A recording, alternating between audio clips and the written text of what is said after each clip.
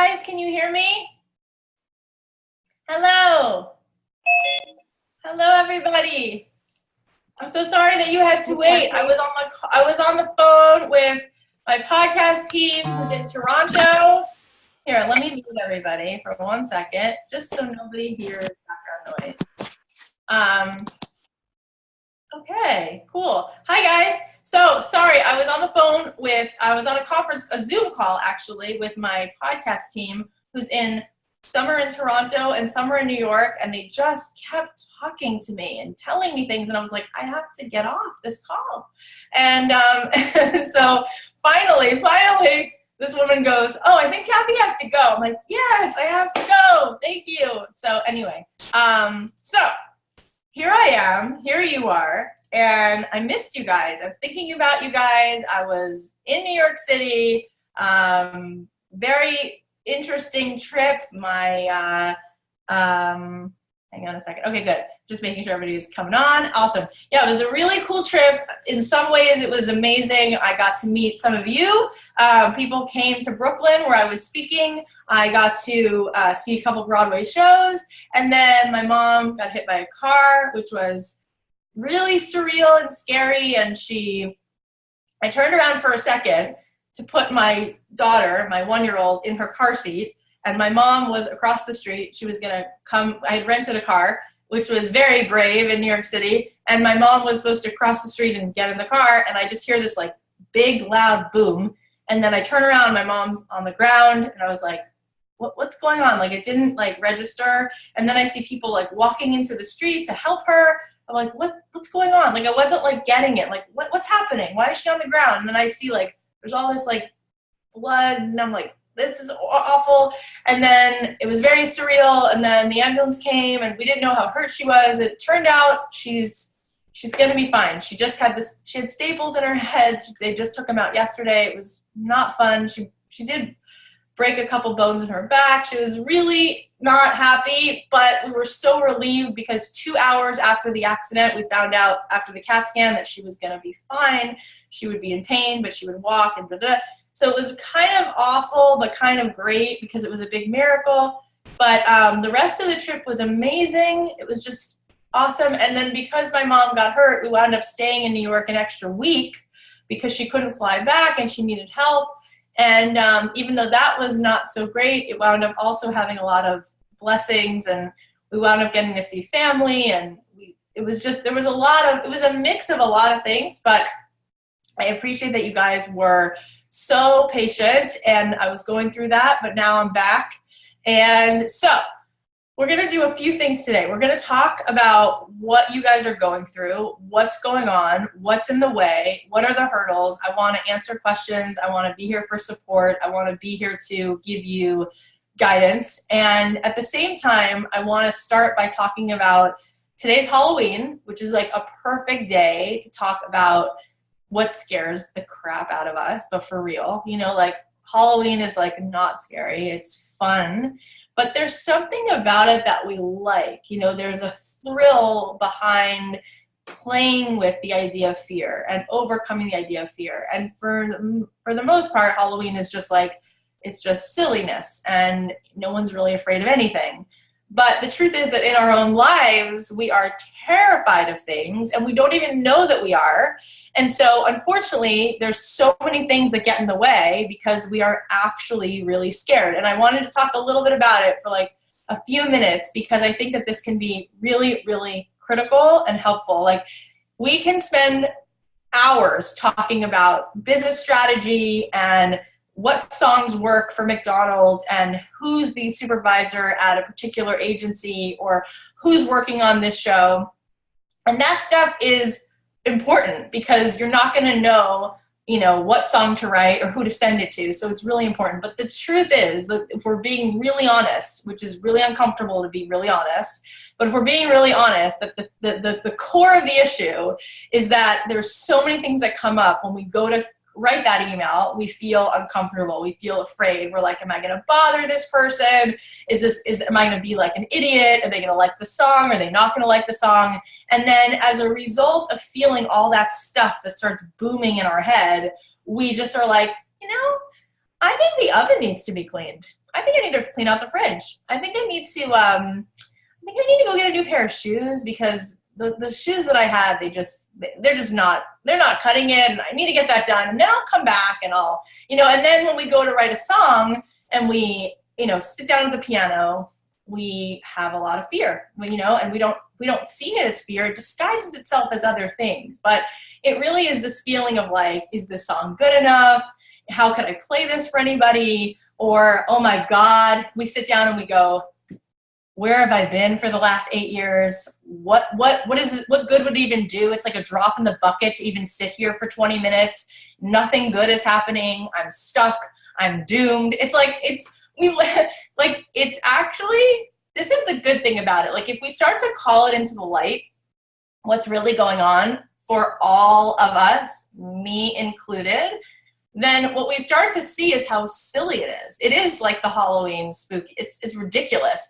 But when we're inside our minds and we're not having any distance between those thoughts and who we are, we take it all on as true, which is it's just unbelievable how like we're just like, oh my God, and like slowly we're like, oh, forget it. It's like it just like pulls down the weight of gravity on your soul. You're just like, why bother? Because we're walking around with these like headphones on, and inside the headphones all day long, you're basically, this is what you're up against. Every day you have headphones on, and at full blast, you're hearing, you're not enough. It doesn't matter. You're gonna look like an idiot. That's not good enough. She's not gonna like it. This isn't practical. Why are you even doing this?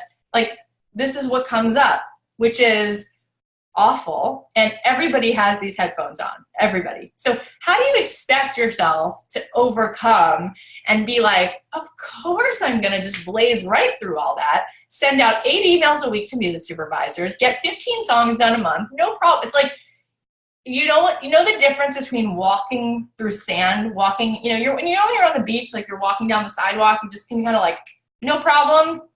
And then you walk down you walk onto the beach in the sand, and it's much harder to walk because it's like, oh, there's like sand. It's much harder to walk through sand fast, like when you're walking on the sidewalk.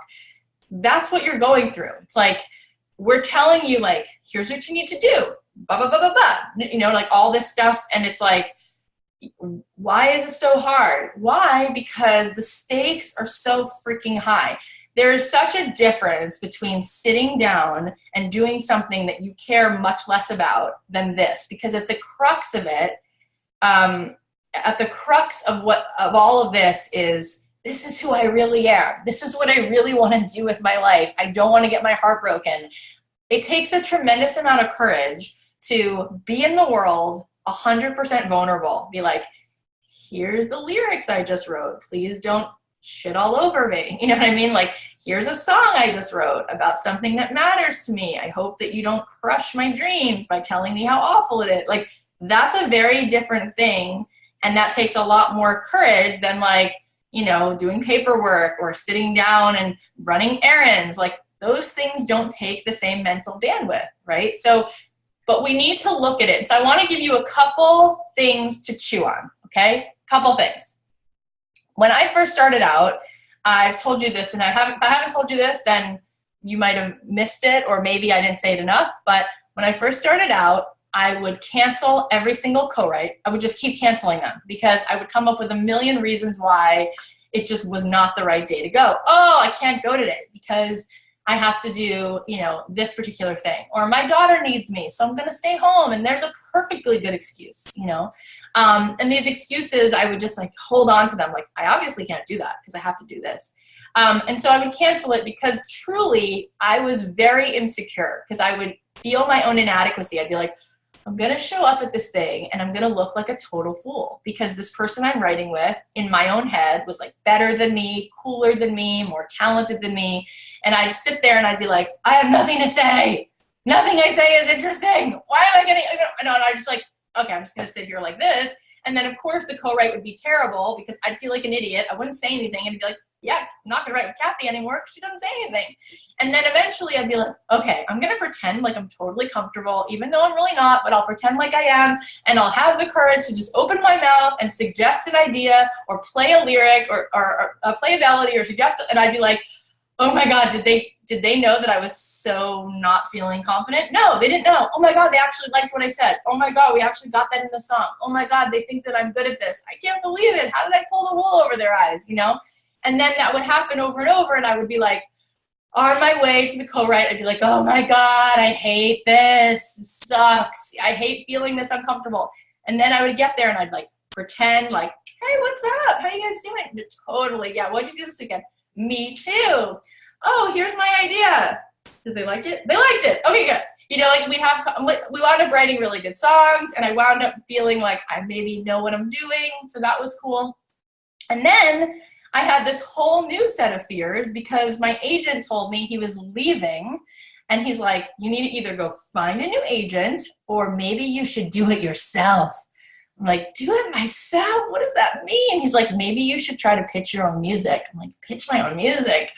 And I would sit down at the computer and I would get lost in the research. I would just love the research because it was like, oh, I have more to research. I can't be sending emails. I have to research more, because the research meant I didn't have to send an email to somebody, because as soon as I would sit down and write an email and I'd put the person's name into the email, send, to, let's say her name is like Casey, I'd be like, oh God, I'm writing to her. She's actually going to get this email. And then I would like sit down and be like, hi, Casey. Oh God. And I'd like start to write my email. And then I'd finish the email and I'd like go to click send and be like, oh God, I can't click send. I felt like, who am I to send her an email? She's the actual supervisor. She's going to read my email. She's going to think I'm an idiot. I'm going to bother her. I'm going to be such a bother. I'm going to look like I'm so annoying. I can't be annoying. I don't want to be annoying, And so I would just like, oh, I'm not going to send this email. And I like close the browser and like shut my computer and be like, what else can I possibly get done today? I'm going to go clean out my drawers. Like that's what was going on. And then I was like, wait a minute. This is ridiculous. I'm not going to let this stuff, which is just so annoying, get in the way of like my destiny. Like I've been working really hard. I finally have 8 songs, let's say, that I really like and I'm proud of. And somebody told me that they were good. So I'm going to send her this song, And after a while, I just got comfortable being totally uncomfortable. Like I just got totally used to it. And I was like, oh, so I want to lay out for you a few things that are going to help you, okay? Because they've helped me in my life. They still help me in my life. I'm constantly pushing the envelope on myself and turning up the dial and going, still in your comfort zone? How about try this? How about get on and do a podcast when you don't know what the heck you're doing and go talk about your whole life to 200,000 people every week without ever really knowing what you're doing? Oh, how about go write a book? How about fly to New York with all 3 of your kids and go, do this. It's like, absolutely, even though I don't know, I don't feel comfortable. I'm just doing it, right? Even like, how about start a course? How about ask Ari if he wants to do a course with you? Ooh, who are you to ask Ari? Ari just, I was already doing courses on my own. That was one thing, like, I'm going to go ask Ari, who like everyone's talking to now, because he's like the keynote speaker, CD Baby. Like, yeah, go ask Ari. Like, what? And then like Ari was like, yeah, let's do that. That's great. Like even that conversation, I was like, maybe I shouldn't send this email, glad that I did. So anyway, here are some things I want you to think about. Here's a few things, okay? First of all, just because you think something does not mean it's true. It's not a fact.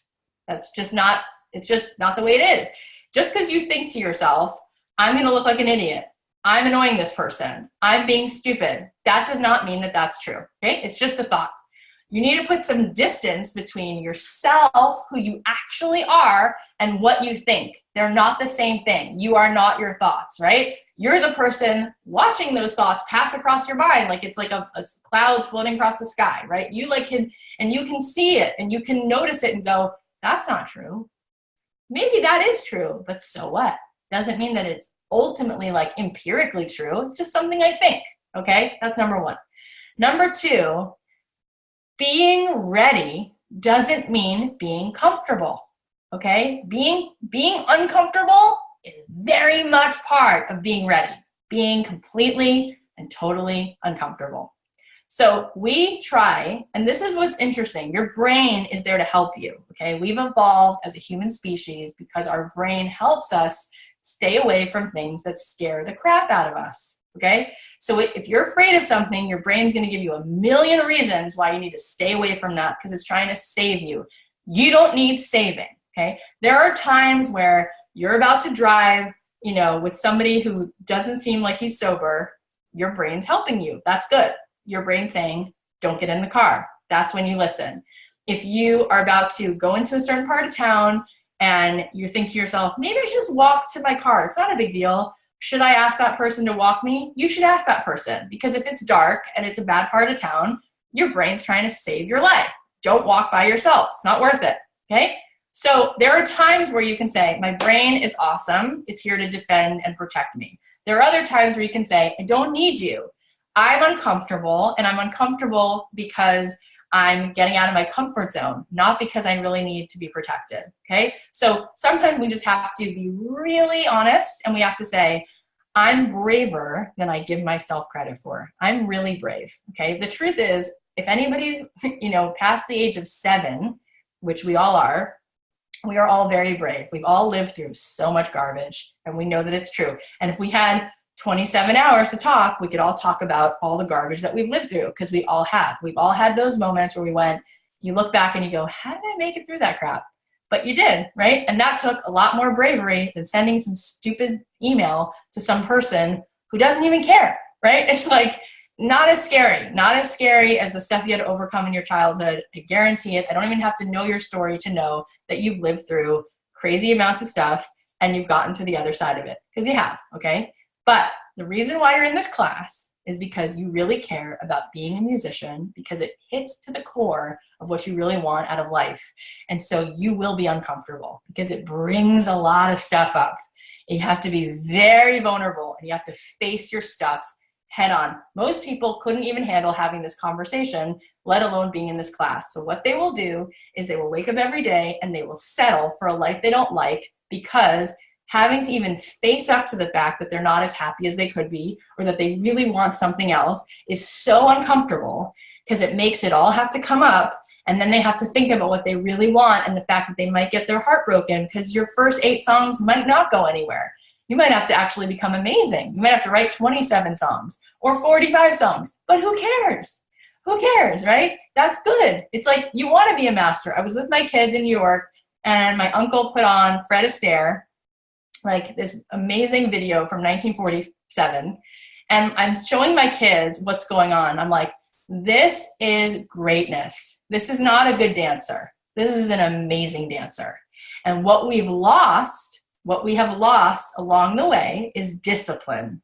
We've lost it. It's gone. And so what people feel like is, if something's going to take me a long time, then it's garbage. It's crap. It means I'm not cut out for it. That's not what that means. It means it's good to really want to delve in and be amazing at something. You want to look up to people who are not good, who are fantastic, and you want to say, I have the ability to be great, not be a good songwriter. I have the ability to be a great songwriter if I'm sculpting myself, if I'm willing to put in the work. And that should be like the bar we set for ourselves. It shouldn't be like, unless I get this in the next 6 months, I'm out. That is ridiculous. Nobody has that. Like, most people, there's Mozart and Beethoven. Most people are not born Mozart. They're just not. Okay? Beethoven worked his butt off. He worked his butt off. Okay? Mozart is like a freak of nature. He is born at 4 years old. He's like, making inventions and sonatas that blow your mind. That's not what we're aspiring to be. We're not aspiring to be Mozart. We're not aspiring to get it right out of the park, because there's no movies like, the movie about him is like how insane he was, right? Okay. It's not about it's not Rocky. It's not the movie that we emulate. It's not what we look to and we're like, oh my God. No, we want to be Beethoven. Okay. We want to work really hard. We want to be amazing. We want to overcome the odds. We want to overcome what our parents say. We want to overcome all this stuff. We want to be amazing. So there's a couple of things I want you to keep in mind. When you're going for a goal, if you're hoping that this person writes you back and tells you they love your song, if you're hoping to set up a co-write, if you have a goal in mind, I want you to change the goal, okay? The goal shouldn't be that if you don't get the placement, or if you don't get the co-write, or if you don't book the show, that you failed. Okay, the goal should be, instead of it being like, I either do this or I get a rejection and that equals a failure. I think it's the opposite. I think that the goal should be, can I grow from this? Can I get out of my comfort zone? Can I discover something about myself? Because if that's the goal, you're gonna win every single time. You will never fail, never. Because the goal is, can I be brave enough to do something that scares the crap out of me? And can I put myself out there? And is there anything I can learn from that that helps me for the next time? What can I discover about myself? Do you really think that when I started out as a songwriter, I would send music to people and everybody was like, amazing, awesome, done, great? No. I had people who were saying to me things like, do you know who you just emailed? Because this is like the worst song I've ever heard. Like, this song sounds like a demo. I would never use anything like this. And I look back and some of those people were absolutely right. Sometimes it was the best I had at the moment and I was just doing my best. And some people were really not so kind. And some people would write back and say, you know what, Cathy, this isn't what we need. And then I would say, what would you need? And then they would say, well, this song, you know, is really like, it's the topic is very like juvenile. We need stuff that's more like this, or, you know, the production's not great. You should get a new producer. And I'd be like, awesome, awesome. I can learn from this. I can learn from this. And then the thing that not everybody expected is that I would show up again and I would take the notes and I would get better. And in fact, you know, I have a good friend of mine who says, he's so proud of me because it's kind of, in some ways it feels like a left-handed compliment, but he said, you know, when I first met you, you were not a good songwriter. Like, when I first met you, I was like, who is this girl? And he's like, I turn around 2 years later and you're like killing it. You're like, because you can. Like, who is anybody to tell you like you're not going to figure it out? Like, that's just ridiculous. You know, it's like, they're just not, you know. There's a guy right now on the Astros, the Houston Astros, you know, they're playing the Dodgers, and like, I'm not a Dodgers fan, so I'm like rude. Even though I live in LA, I think the Dodgers are like smug. I think they're like haughty losers. Like, I'm not a fan. So I'm like rooting for the Astros. And my friend last night, I was at this charity dinner, and he's talking about this baseball team that he loves from Texas, and how every person on that team is like, this. He's like, this is America. There's a guy on second base who's 5'5". No one told him he would make it to the major leagues. People cut him. People told him he was an idiot to play baseball. And it's like, he was just telling me about this whole team, how like this whole team is like, there's this one guy on the team who's like an outfielder and he stutters and he still does interviews because he wants to show his fans that like they can do things. I'm like, listen, I'm like crying. I'm like, I love this team, you know? And he's like, that's why you should vote for Houston. That's why you should root for the Astros. And this is like, you know, for people who don't know baseball, if you don't live in America, these are the two teams right now vying for the World Series. Anyway, so I feel like we have so much more control over this. It's just a matter of like discipline and staying in it. So looking at goals and changing what you think makes it a failure. Okay. That's really helpful. And not waiting till you're ready, not waiting till you're comfortable. Very helpful. Not believing everything you think. Very helpful. And then recognizing, this is a big part. This is the last thing I'll say about it. And then we'll talk about your questions.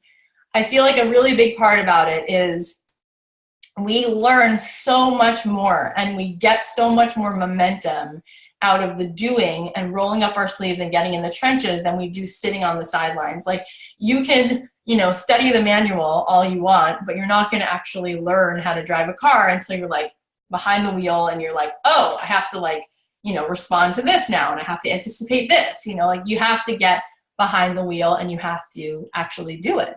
So I think this whole idea of like waiting for some moment is just like awful. Like, it just does not prepare you for anything. But what does prepare you is being totally a hot mess and doing it anyway. Like, every one of us is a mess, and that's awesome. Like, and what we forget is that the whole world is that way. The whole world is made up of people who are flawed and broken and struggling. So when you don't try to prove that you're perfect, and you don't try to, you know, act like you have it all together or wait till you have it together, you just kind of like show up in your messy you and do your very best.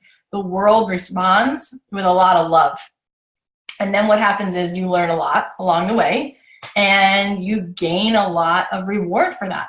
I feel like people are rewarded disproportionately for when they get out of their comfort zone.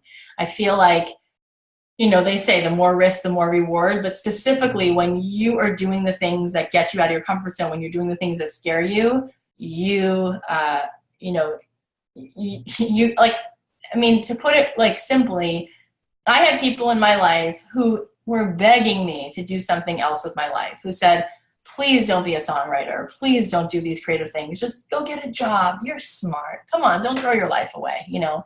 And I just did it anyway. And not only was I able to make, you know, more money than everybody thought I would make, you know, I remember when I started to get a license, I was like, oh, wow, I just got a check for $55,000. And then a month later, I'd get another check for $50,000. And then I'd get another check for 70 grand. I was like, this is ridiculous. This is what people told me not to do. This is so scalable. This is insane. Like, once I hit my stride and I was really, now the thing is, one thing I want to talk about is like having a system, like dialing in your system, because what actually helps is when you don't have to reinvent the wheel every single time you go to write a song. You don't want to reinvent the wheel every time. What you want to do is figure out what works for you. So it's like, get some research done, get yourself inspired, pick your topic from an informed place of like, I'm going after this show, I'm going to write about this. I'm going after this brand, I'm going to write about this. I'm going to Google dump on lyric ideas. I'm going to set up a co-write. I'm going to get the co-write done, but I'm going to come to the co-write prepared so we get more out of it. I'm going to set up this session with the producer. I'm going to come in with references. The producer is going to get inspired. He's going to know where we're headed. Then I'm going to take that song and I'm going to send it to these 12 music supervisors. Even if I'm uncomfortable, I'm going to send it. I'm going to ask them for feedback. And then I'm going to ask my community for feedback. And I'm going to do that again and again and again and again and again. Chances are, if I keep doing that, I'm going to start to create really great stuff, okay? And then I now have a lot of stuff. I'm hitting my stride, and things start to take off, right? And so we can't do that process once a year and write one song. We need to be writing at least one song a month, if not two. And the more we sort of deal with the fear and step up and be brave, we get more stuff done. So as I started doing it, I started to make, you know, more money than I thought I would. More money than my husband, who's a lawyer, you know? And then I'm more fulfilled than I could have been. So it's all good. It's like the money is like, okay, that's nice. It's great. But it's the fulfillment. It's priceless. It's so priceless, and everyone deserves it. And that's why I'm here, because I have all this passion around seeing other people feeling good and feeling alive and feeling fulfilled. So that's my spiel on overcoming fear. And we can talk more about that if you want. So what we can do now is we can spend some time just talking to you guys. Let's answer your questions. So do you know how to raise your hand on here? If you go to the upper corner of your box, you should be able to raise your hand, and then I can unmute you if you have a question. I'm looking to see if there's any hands that are raised. Let me see. Do you guys know how to raise your hand on here? Yes. Okay. Oh, Austin, I see your hand raised. What's up? Hey, how's it going? Good. How are you? Good, thanks. So yeah, I just had a question. I was wondering if you could provide us with like an email template or something that you have used in the past that's worked for you with music supervisor, just so we can see that and maybe riff off that or use part of it, or yeah, that's basically it. Yeah, you know what? As you said that, I was just like, what if I searched in my emails right now? I'm just going to do this right now. I'm just going to pull up a supervisor that I know is like a main supervisor and see what emails I've sent. Let's see. I have so many.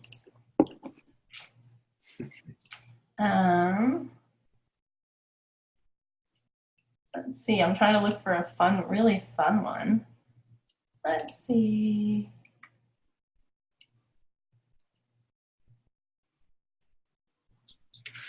I have a few, actually. I mean, more than a few. But I wanted to, Let's see. Okay, let me just share my screen with you. You want to see a few emails I sent to music supervisors over the years? Yes, Okay. please. All right, let's see. Okay, let me share my screen with you. Go into my inbox. Okay. You guys see this? So do you guys know who Madonna Wade Reed is? She's a supervisor. She's been doing this for a long time. In fact, if I Google her, can you still see my screen? No. I'm in another screen now. Her, so I can give you all her credit. She's like one of the main music supervisors for TV, and I'll tell you right now what she's worked on. Hang on. Okay, here. You know what? Can you see this? Can you see this? Yes? Yeah. Okay, so this is what she's worked on. She's worked on, let's see.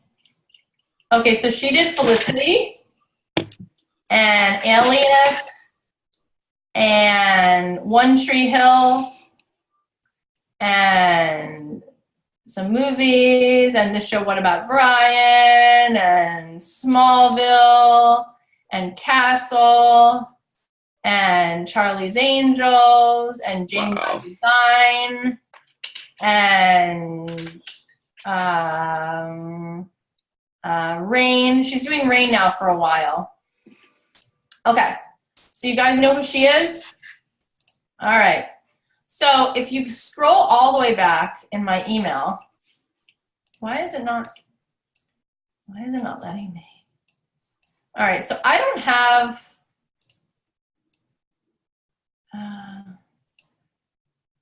okay. This is not the first email I sent her. This is an email from 2012 when I was telling her about a check she sent me because I did a license with her. So this is not the first email, but I just want to give you a sense of like, hang on. Okay, so this is Valentine's Day. So happy Valentine's Day, wishing you shiny things and yummy treats. Are you doing anything particularly fun today? Hoping you're being showered with goodness, you deserve it. Here are 2 songs from my new album. And then I put a little, picture. Nice. What's new in your world? For me, I got a new album and a baby in the oven, both expected this summer. 2 goodies, new songs. Okay, that one is a little bit, let's see. So baby watch has officially begun. Contractions have started, but the progress is slow going. So the doctors ordered me to stay in bed and drink some wine. Ha! Emailing you is a sweet distraction from the discomfort. I have a new song. It may be the wine, but I think it's my best one so far.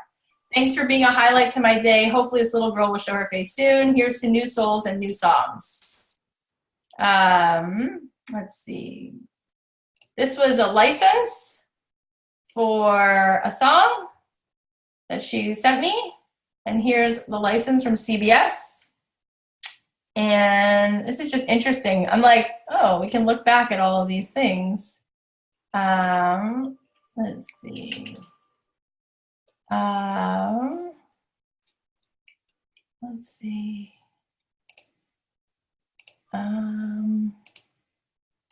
What's this one? Oh, okay, so look at this, okay? So here's an email I sent her. Hi, Madonna, hope you're having a good week. I saw Ruby is her daughter, okay? And I knew that from Facebook. I saw Ruby got her license. Oh my God, where does the time go? I took my kiddos to Disneyland yesterday for the first time. Today, everything hurts. What happened? I have a new song I think works for you. It's One Stop Easiness. It's called Feel the Freedom. I recently learned how liberating it is not to always worry about how other people will react if you're true to yourself. I'm a little late to the party, but I'm happy I'm here. Talk soon. Look what she wrote back. She wrote back, yes, I have a new driver in the family. It's kind of heart-stopping. We let her drive herself alone to school on Saturday night to see the school play. Granted, it's only 5 blocks. She drives every day. Disneyland is a rite of passage for any parent and should not be done too often, if you ask me. The song is great. Definitely good for the promo consulting stuff I do for Fox. And if we ever have a joyful moment on Rain before the season ends, I consider it. Nicely done. Do you see that exchange? So that's like a perfect example of like, you ask somebody something, you know, I asked her, I see you have a new driver in the family because she has a daughter who got her license, right? And so that was helpful. Or like, look at this. My daughter's picking her nose, okay? So I said, hi, did you do the pumpkin patch thing this weekend? I feel like Facebook feed is filled with these photos. For me, the cute photos far outshine the actual experience, but maybe that's because it's still 80 degrees here in October. And then I sent her this. And I made it pumpkin pick. Get it? Because she's picking her nose. But I want to show you one. Let's see if I can find one. Like, I don't know how far back my emails go because I started doing this in 2007. And I don't know if I have all those emails on this computer. Let me think. So Kevin Edelman is another big music supervisor. Let's see. Let's see how far back these emails go.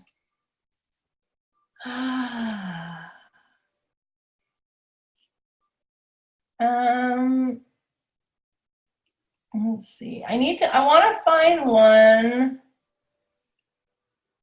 Oh, here's me congratulating them on the Mindy project because they had just become the supervisors for that. Let's see.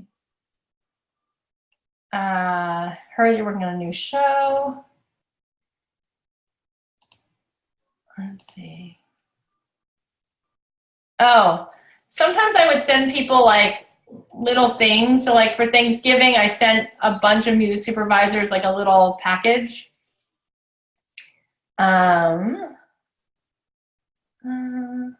So, but I want you to see something like every email is personable. You see what I'm saying? Like, Happy New Year. Hope you had an awesome winter break. Any fun highlights you feel like sharing? We took a staycation, only went as far as Santa Monica, but boy, was that awesome. First time away from the kiddos in 2 years. Very necessary. By the second day, I missed them, but it was really a slice of heaven. I hope this year is a giant bowl of blessings, success, and joy for you in every way. Do you see how, like, it's all very personable? Like, I don't send businessy emails. Let me see if I can find, I want to find, like, an old email. I want to find, like, where I started in 2007. I don't know if I have those. Are those music supervisors that you met in person before you emailed them? Or no, all of these people were people that I had to like make relationships with, who I didn't know. I wonder if I can find. That's why I want to find you the first email because no, I didn't meet these people in person before I emailed them. That's why I want to see if I can find who. Oh, I want to find somebody. I want to try to find my first emails, but they're from 2007. And so I don't know if I have them on this computer, but I'm trying to see how far back I can go. I'm trying to think to my head, who might I, what about Dana? Let me see. Let's see.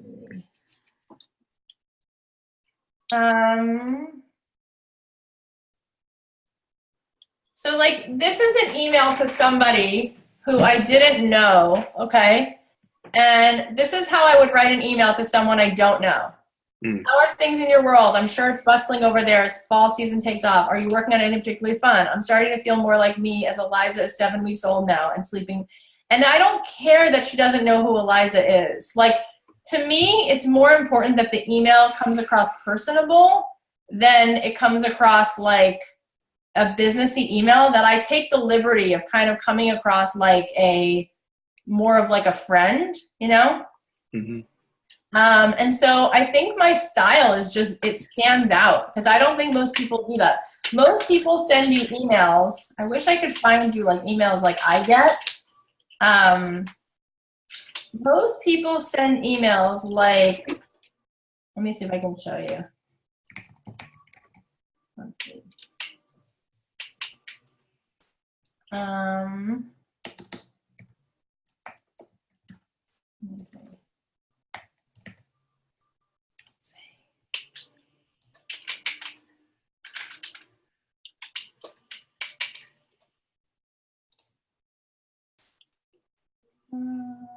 Let's see. Trying to look for like the type of email that I get.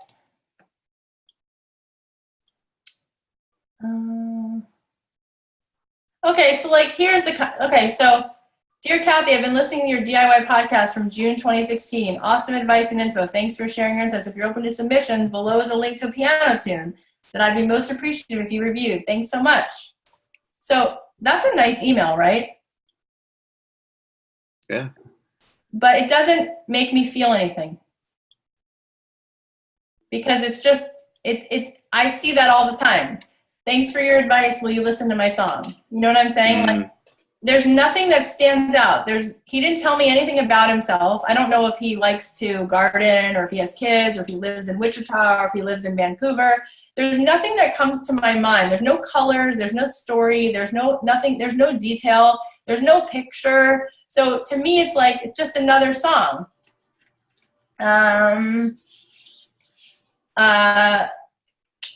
Hi, Cathy. On your Halo Top episode, you mentioned that your listeners are in LA or we can reach out and meet up for coffee. I'll be in LA next week. I'd love the opportunity to meet. Right now, I'm at a job I'm happy with. If you're free, just let me know, right? So, but they don't realize that I get hundreds of these a day, okay? Here's another one. I'd like to introduce myself. I'm Tyler Thompson, a part of a duo with Colin Smith. We're from Minnesota. We introduced a Tom Callan to a friend. Tom mentioned he might be a great connection. We perform, we record, we're original music, we're first album. We have many other songs. We believe we have the ability to write jingles. I'm a cancer survivor. Oh, so see, I didn't even read that far because all of this looks so much like everything else. I never even read that. I've written a song. We recorded. We're going to release a promo. Awake. It's on CD Baby. We believe it's a great message. I could actually also a good song for cancer and other charities. So like that's amazing. I didn't even get that far because this kind of. If you're just like, if you're even just like looking and you're skimming through emails, first of all, I don't know his name. So like, I'm going to give that less time, right? And because it comes through this, I know it's somebody asking me for something, right? So that goes like at the end of the totem pole, because first I got to get my stuff done. I got to get to work. Then I got to get rid of my, what my kids need first. And then I go to like this stuff. But it needs to like pop. Like it needs to come across. Like if you look at my emails, just even on the page, there's just more going on. It's not in paragraph form. It's kind of pieces of sentences that you could skim really easily. And it's more right away, it's about the other person. Yeah. And it's very topical. Like I'm writing, it feels like some of the first things that work are talking about something that you may have in common, like, hey, happy holidays, or, right. Yeah. You know what I'm saying? So that's why, let me see something. And by the way, look how many emails are unread in my email box.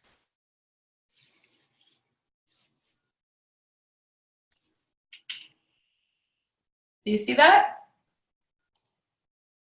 There's 13,000 unread emails in my email box. Okay. Wow. So we have hundreds of thousands of people who listen to my podcast, hundreds of thousands.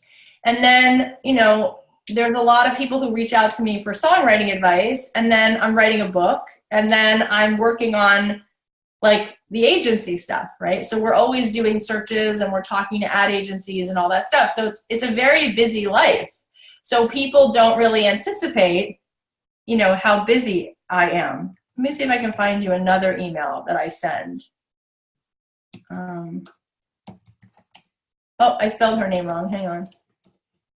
You guys know who Susan Kent is? Mm-mm. Okay. So you guys should know these supervisors. You guys got to do your research because she's a big one. See, when I was where you are, like these were like baseball players to me. I knew everybody's team, what show they worked on. You know what I mean? You guys got to know these people. We did a shared Google Doc in the class. Have you guys been adding to that and looking at that? Mm-hmm. Because that has all the supervisors on there. Okay, so here's Season, okay?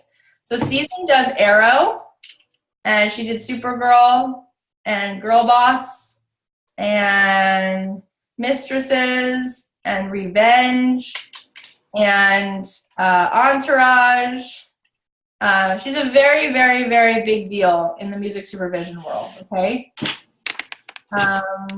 So if you go over back to, let's see. Let's look at the kind of email that I would send her. Like, do you see how like it's like very short and it's kind of spread out? Let's see.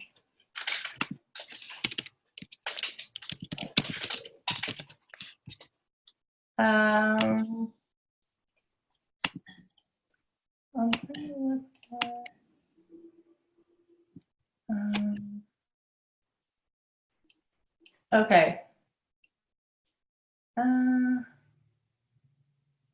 So, okay, can you see here at the bottom? You see this? Hey, Season, how are you? I hope you're already having a great holiday season. I'm loving the gingerbread lattes a little too much.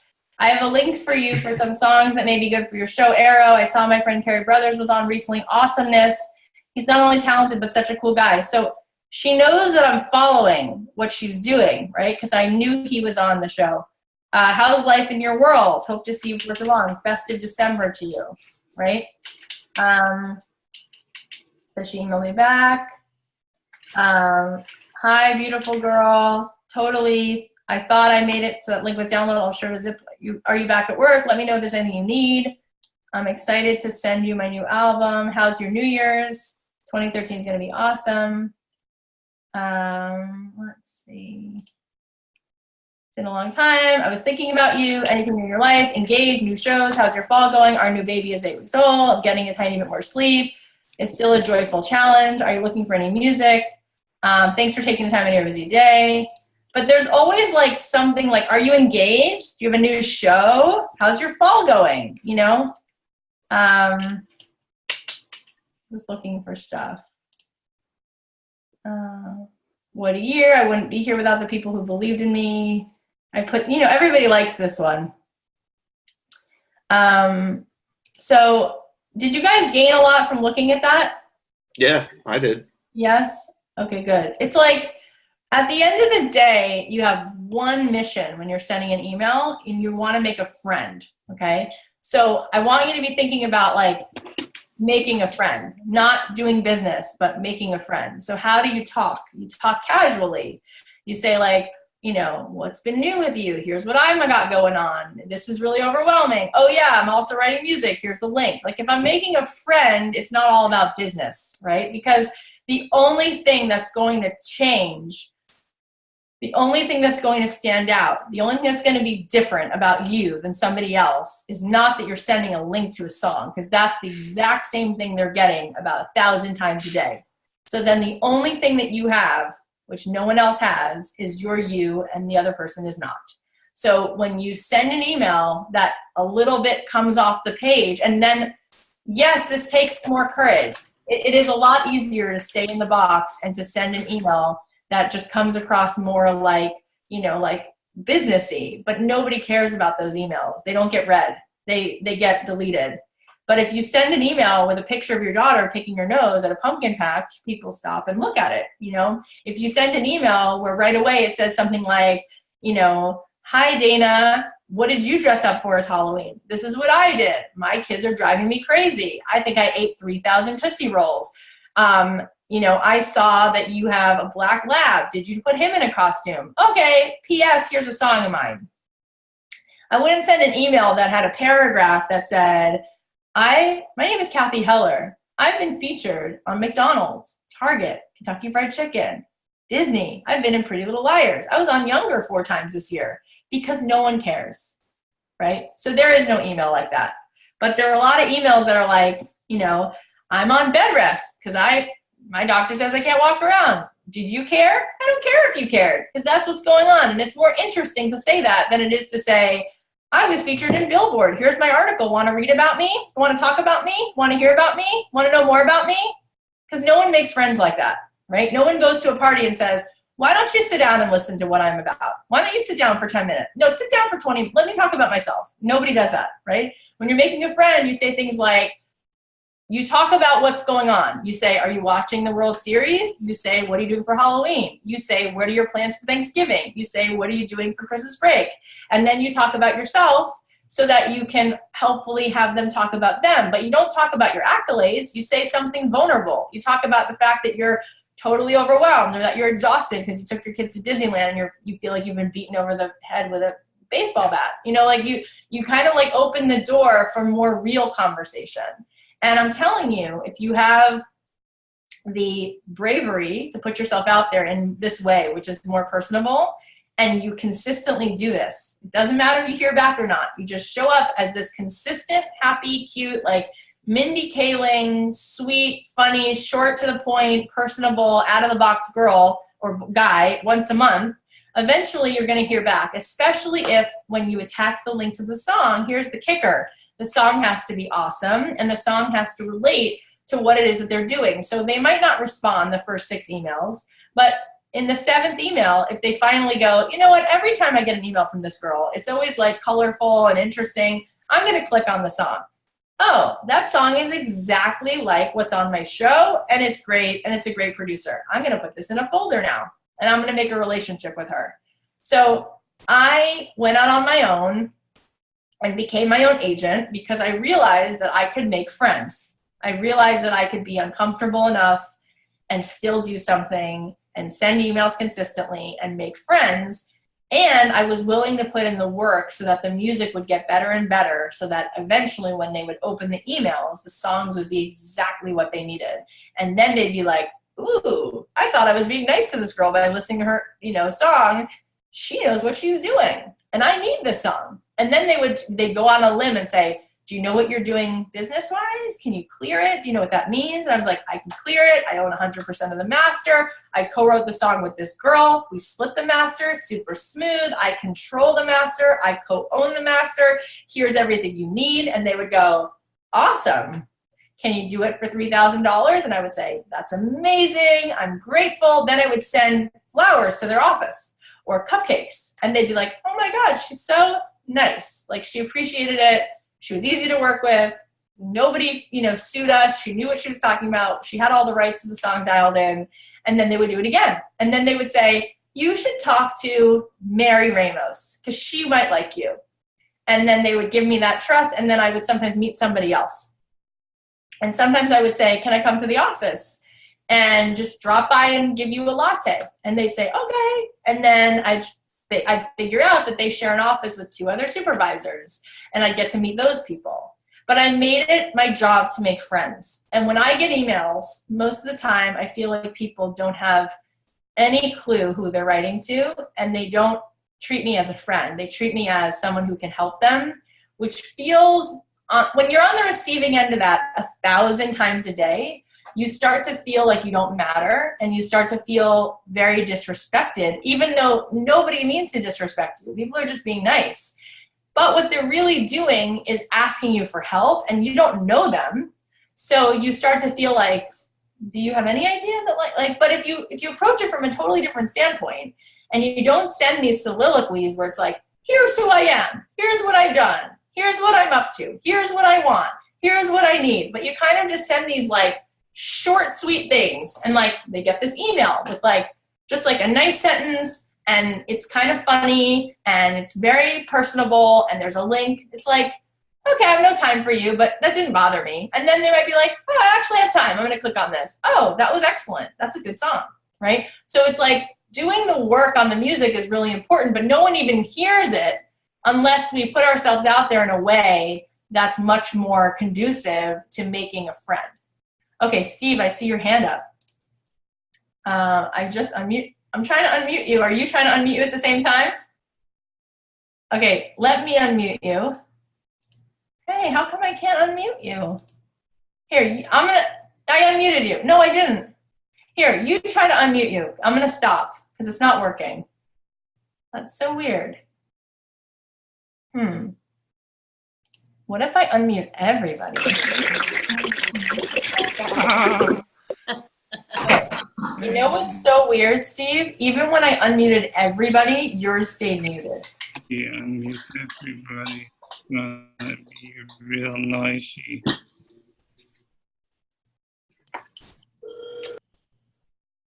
How do I unmute you? I don't know. You know what I want you to do? Hop over to the chat and type in your question, and I'm looking at it right now. I'll read it. Can you type in your question? Oh, wait. There you are. Okay, cool. You know what it was? For some reason, you're on 2 screens of mine. Well, I just restarted because Okay. it wasn't working. So it's like, I can hear you now. Okay, super. Okay, so right now I'm trying to release a new track. Cool. I tour with a band called Marion Hill, and they've released an album and an EP, and we're opening for Alt J next week, Good for you. pretty crazy.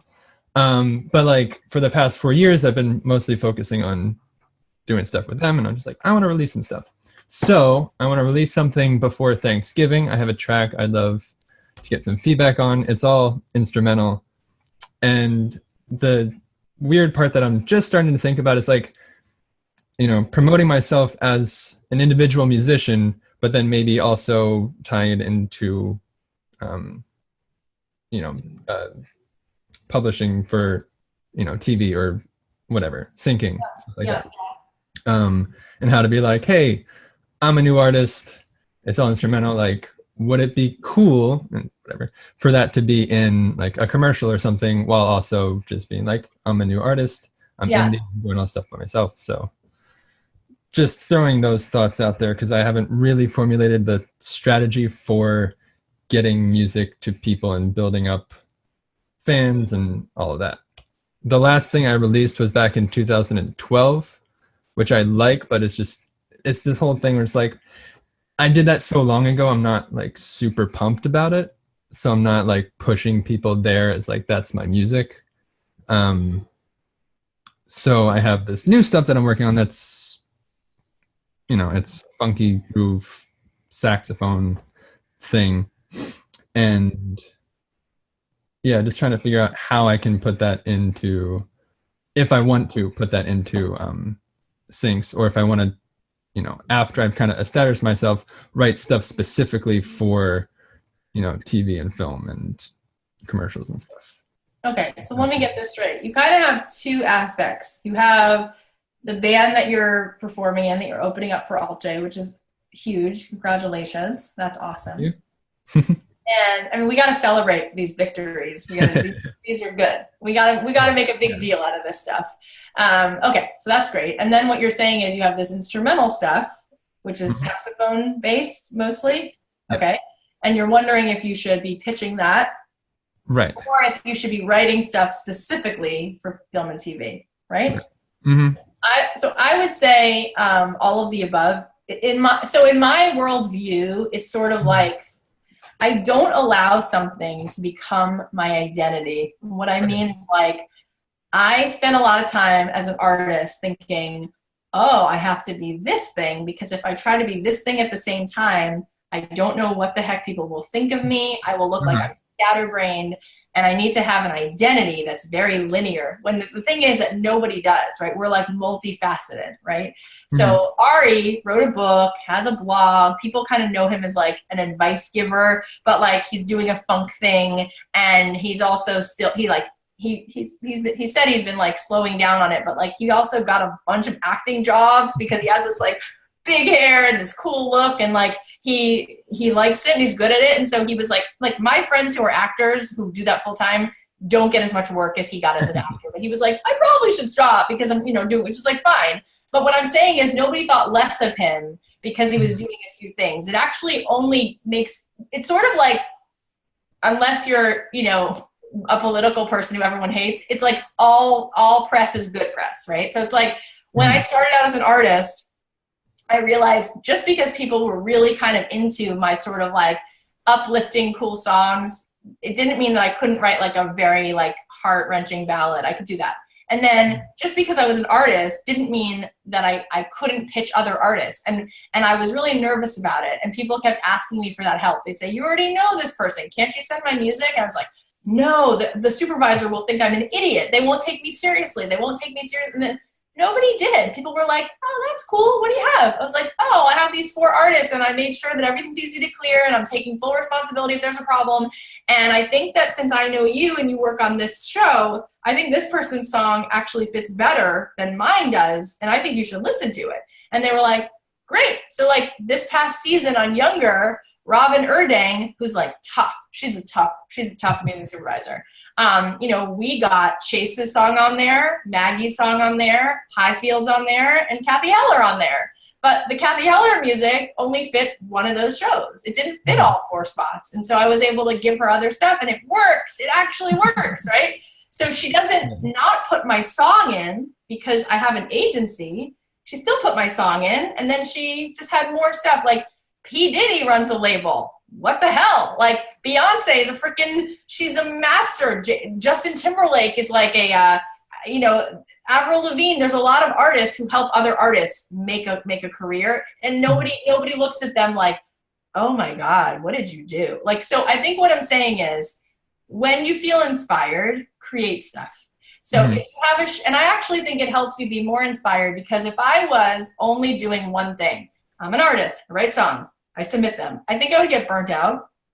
But because I like have periods in my year where it's like, now I'm writing a song, now I'm pitching someone else's song, now I'm doing my podcast, now I'm teaching this class, all of it keeps me growing, all of it keeps me visible, all of it keeps people like, oh, what's Cathy Heller doing now? She's doing that. That's interesting, and it's like conversation. The music supervisor community now knows that I host this podcast that has nothing to do with music, but they're like, that's cool. It makes you like well-rounded, So I would say when you're inspired, do one of those things. Write a new song for your band project.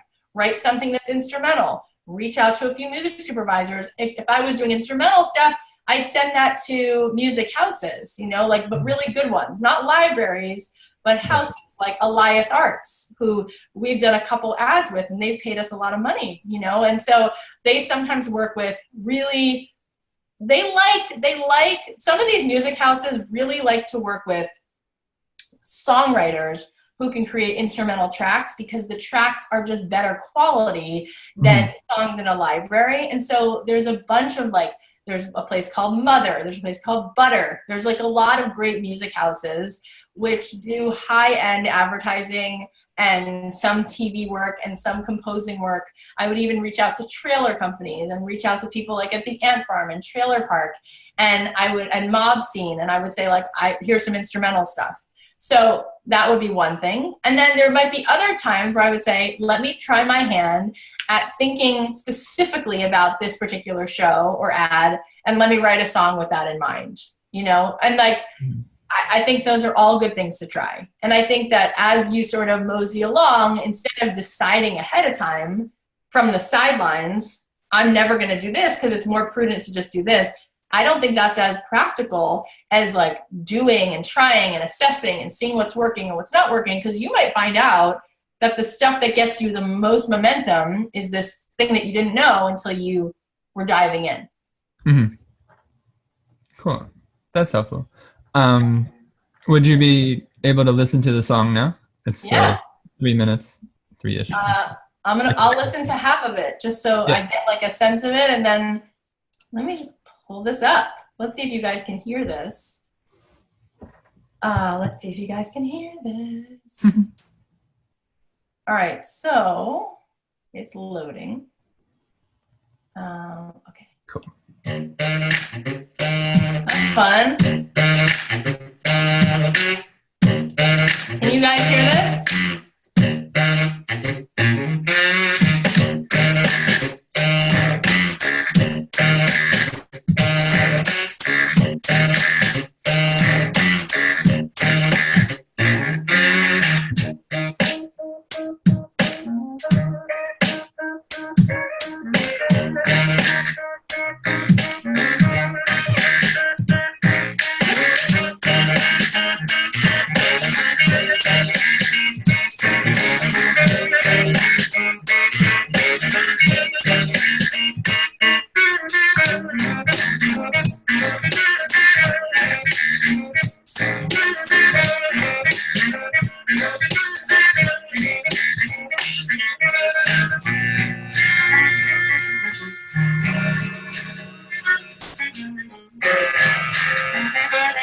Cool.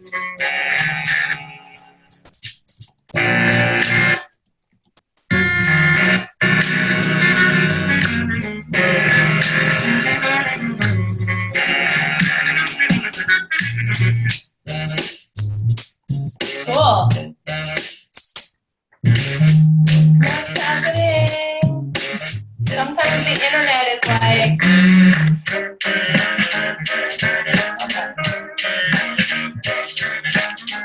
Okay, cool.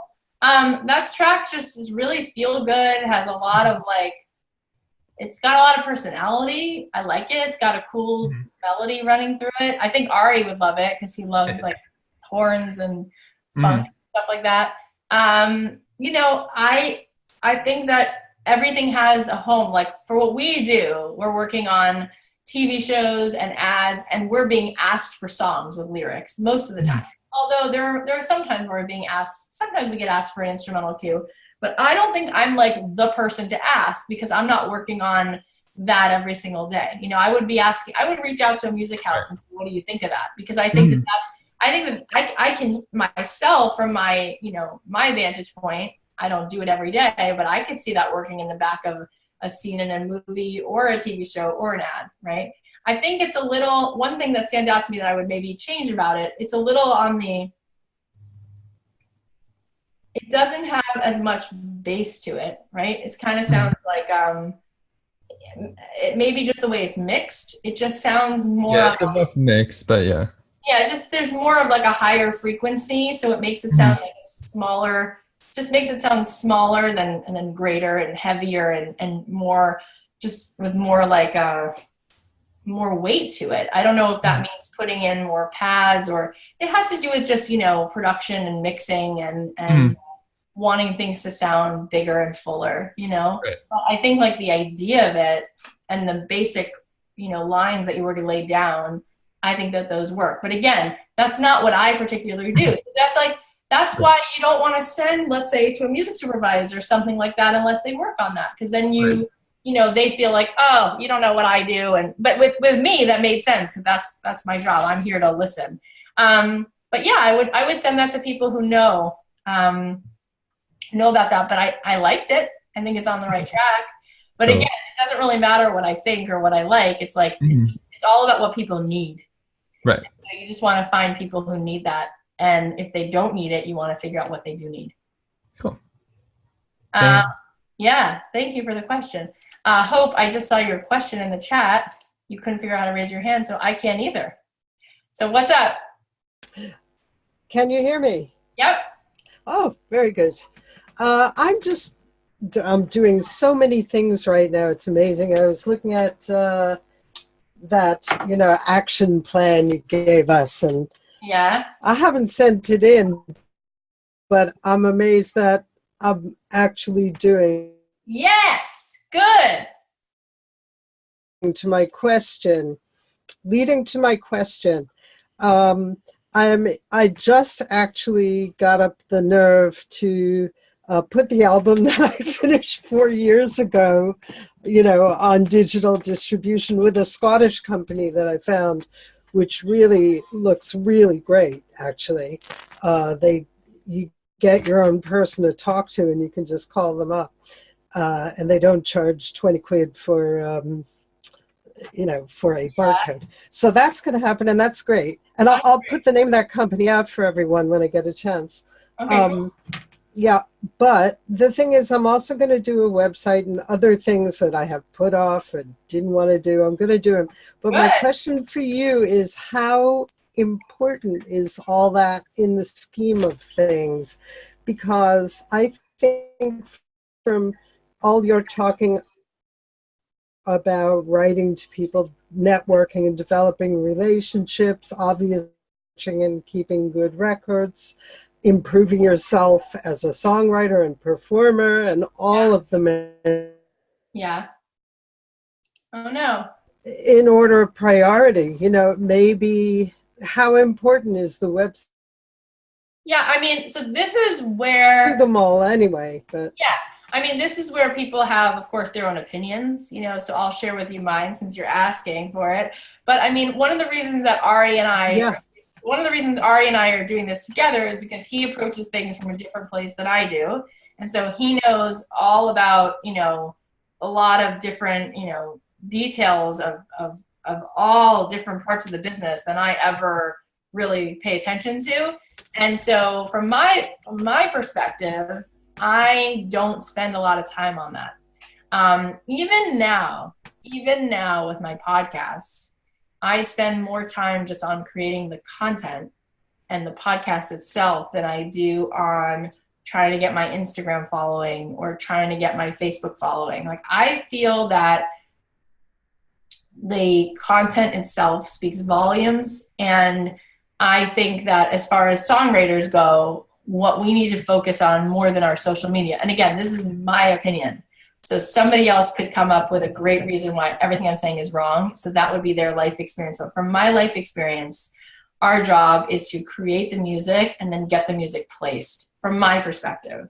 So I spend the time writing music and making sure that I'm doing the research so that the time I'm spending writing music is actually the best use of the time, that I'm creating things that people need. By the way, I just want to remind you, like, that's how the economy works. We have to create things that somebody else needs or wants or finds beautiful so that they will pay us for it. So at the end of the day, if we don't create something that someone else needs or wants, we won't get paid. That's economy. That's the way the world works. So it's not about selling out. It's called, if I want to make a living, I have to create something that somebody else needs or wants. And if I don't, I will not make money, because that's the way the world works. That's how the economy works. So I would come up with what it is that people need. I would come up with how it is that I'm going to create that. And then I would spend my time getting it to those people who I think need it. And that's what I spent my years doing. And then what would happen was I would get paid, because I would get better at figuring out what they need and creating what they need better and better, and delivering what they need, figuring out how to get it to them, get paid for it, make more money, do it again, make more money, do it again, and build myself a career around making something that someone needs and getting it to them so they can have what they need and then pay me for what I need. It's actually for what they need. It's very simple. And how do you know what people need? Because you look at what it is that they're telling you that they need, because they're showing you, this is what I'm choosing for my show. This is what I'm choosing for my ad. These are the last 20 songs that I chose. You can see them. They're all online. They're all there for everyone to see. You can either watch the show, or you can go onto YouTube and see the last 3 playlists. You can go onto TuneFind. You can go onto YouTube and watch ads. They're all there for the whole world to see. And then we can look at what people need, and we can say, this is what you need. This is obvious. This is what like, it's like your husband, when he goes to buy me a gift, you know what I like. You see it. Look in my closet. What color do I wear? What kind of brands do I like? What shoes do I like? Do I spend a lot of time, wearing jewelry? Do I spend a lot of time, no. So what do I like? What things do light me up? What do you know about me? What brings me joy? What can you tell about what I like to eat? Do I want to eat, a Philly steak sandwich? No, I don't eat that. What do I like? I like sushi. Okay, so make that, buy it, go get it. Don't tell me you didn't know. It's obvious what I like. If you have exposure, and we have exposure, because we have the ability to see all the music and hear all the music that's been used in all of these shows. And so we can do the research, and then we can sit amongst our peers and create these mastermind groups like we've done in this class, and ask one another to be really kind by telling us the truth about what's working and what's not working, and help us get closer by telling us the truth and giving us feedback. And that feedback is essential. So what I do is I'm creating, and I'm getting feedback, and then creating again, and then trying to get it to the person who needs it. So I spent all my time on creating what I think people need and trying to get it to those people. And I believe that everything kind of stems from there, because at the end of the day, what does it matter if my social media following is through the roof if what I'm creating isn't what people really want or need? Because if it was, then I would eventually start to get paid for it, because that's how the economy works. If I make a good cookie and it's the cookies that people want, people will pay me for those cookies. If I make beautiful shoes and it's what they need or want, people will pay me for those shoes. So it's not a matter of people telling me I'm cool. It has to be real. And so I think it has to start with creating something that people need didn't want and getting paid for that, because then you know you're onto something. And then from there, I think you could be smart. And this is the stuff I never did, but I could have. I just didn't decide to make it a priority. But once I started making money and having songs and shows, I could have then leveraged that and then try to grow my social media and try to make tours happen and try to sell albums from that and try to sell merch from that. That's where I kind of didn't veer and instead spent those extra hours, you know, being a mom or creating a podcast or creating a course, instead of taking the leverage. Oh yeah, now I actually have something that people need and want. It's been vetted. I'm making money from it. Let me go find my fans and sell other things to them and tour. And that's stuff that you can do, I think, once you have a solid baseline of, you know, hitting your target. So that's my 2 cents, because what I start to think is that it's a lot to keep up with, and you have to work smart. You have to be strategic. You have to think about what's the best bang for my buck. I know a lot of starving artists, and it's like, what are you spending the majority of your week on? Oh, well, you're not going to make money from spending the majority of your week on Twitter. Like, what you're going to make money from is this thing, you know, or that thing. So how do you reprioritize what's really important and then deprioritize what's not as important? I think it's important to have like some imprint up there, like a website, so that if somebody as a supervisor just on a whim decides to check you out, it's like, oh, she's officially an artist. That's great. But they don't really care. This is the beauty of music supervisors. They don't care if you have 4,000 followers on Facebook, 400 followers, 5 followers, or 2 million followers. There are moments where they care. Once in a while, there's like a big ad and they want it to be this like up and coming band who everyone's talking about. But that is so not the norm. The norm is, I have a need, I need to tell a story, I need a certain song, and I need a person who can get me that song. I don't care if that person is known or not. And that's why I went full force into music supervisors, because I was like, I don't know if you can hear me because the connection is quite bad. I can hear you. Okay, because I actually had a chance to play at a music conference here last weekend, and it was absolutely brilliant. And there were a lot of people there confirming many of the things you're saying, but it was more about performance than sync. And they seemed to feel that if you want to perform and build your so-called tribe of followers, that really it does help to have huge followings on social media and a lot of email addresses, so that, let's say you want to perform in a particular venue, they know you're going to be able to draw a crowd of so many people. So Yeah, I guess it's horses for courses, you know. Exactly. Yeah. Yeah. And I'm not sure which I'm after yet. I'm trying to do both slowly. Well, I think that's also okay. You know, like for me, it was obvious what I wanted to do, because, you know, my life might look different 5 years from now when my kids are older. But at the time, it was like, you know, I wanted to have a baby, be a mom. It was not the time to put all my eggs into touring and performing, although I miss it because it's really fun. Anyone who's a performer knows how there's just nothing like it. You know, it's just such a magical thing to get up and connect with an audience. But I've, you know, found that fulfillment from being in the studio or, you know, getting to work on other things. And I've just had to make that choice. But you have the luxury of making it either way. So my kids are grown up. That yeah, was, you know. you can experiment with that and see what winds up feeling more like the right thing. Thank you, Cathy. Yeah, you're so sweet, of course. Okay, so I see 2 more hands up. And I'm going to answer your questions. Bev, I see your hand up. How are you? Good. Hi, Cathy. How are you? Hi, good. I like your nail polish. Yes. I like all your flair. Yeah, thank you. So I just quickly here, I don't know if you can help me here, but I had a song produced by Jamie Folds. He was in the 6-figure chorus. Yeah. And one of the groups that he just produced got their song in Gotham this week. And so I was really excited about that. So one of the songs that Jamie produced for me, I thought would be a really good match for Gotham. So I looked up Hit the Ground Running. Do you know that one? That publishing company? Okay, yeah. So on their website, though, it says what does it go? It goes like, okay, your name, your email address, and then it says playlist name, and then your message. And it doesn't matter what I put in there, it's just not going through. Like, is that just some kind of a net? I don't know what that means, because sometimes people have different submission query forms. Yeah. I would try to get around it by emailing somebody at the company, like trying to find an email address.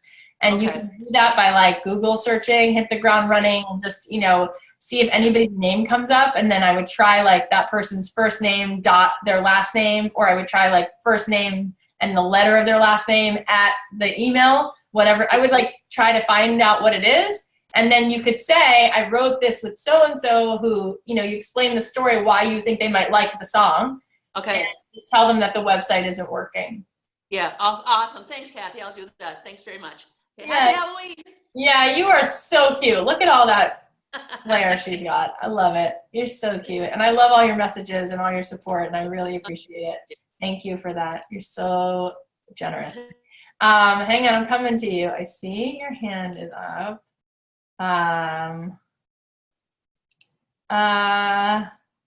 It says Our House underneath your name. It's Sheree. Hi, how are you? Hi, good. Can you hear me? Because I'm not using my earbuds. Yep, I can hear you. Okay. Hey, Kathy, I have a question about contacting producers. Okay. I remember that the only time I worked with a producer was 3+ years ago, about 3 years ago. And before I worked with him, I had talked with a manager at a studio in Houston, and it was someone whose studio my brother knew the owner of. And that manager, when I asked him about wanting to work with a producer where I could hold on to the master and all the publishing, I remember that manager saying, "Oh no, don't bring that up.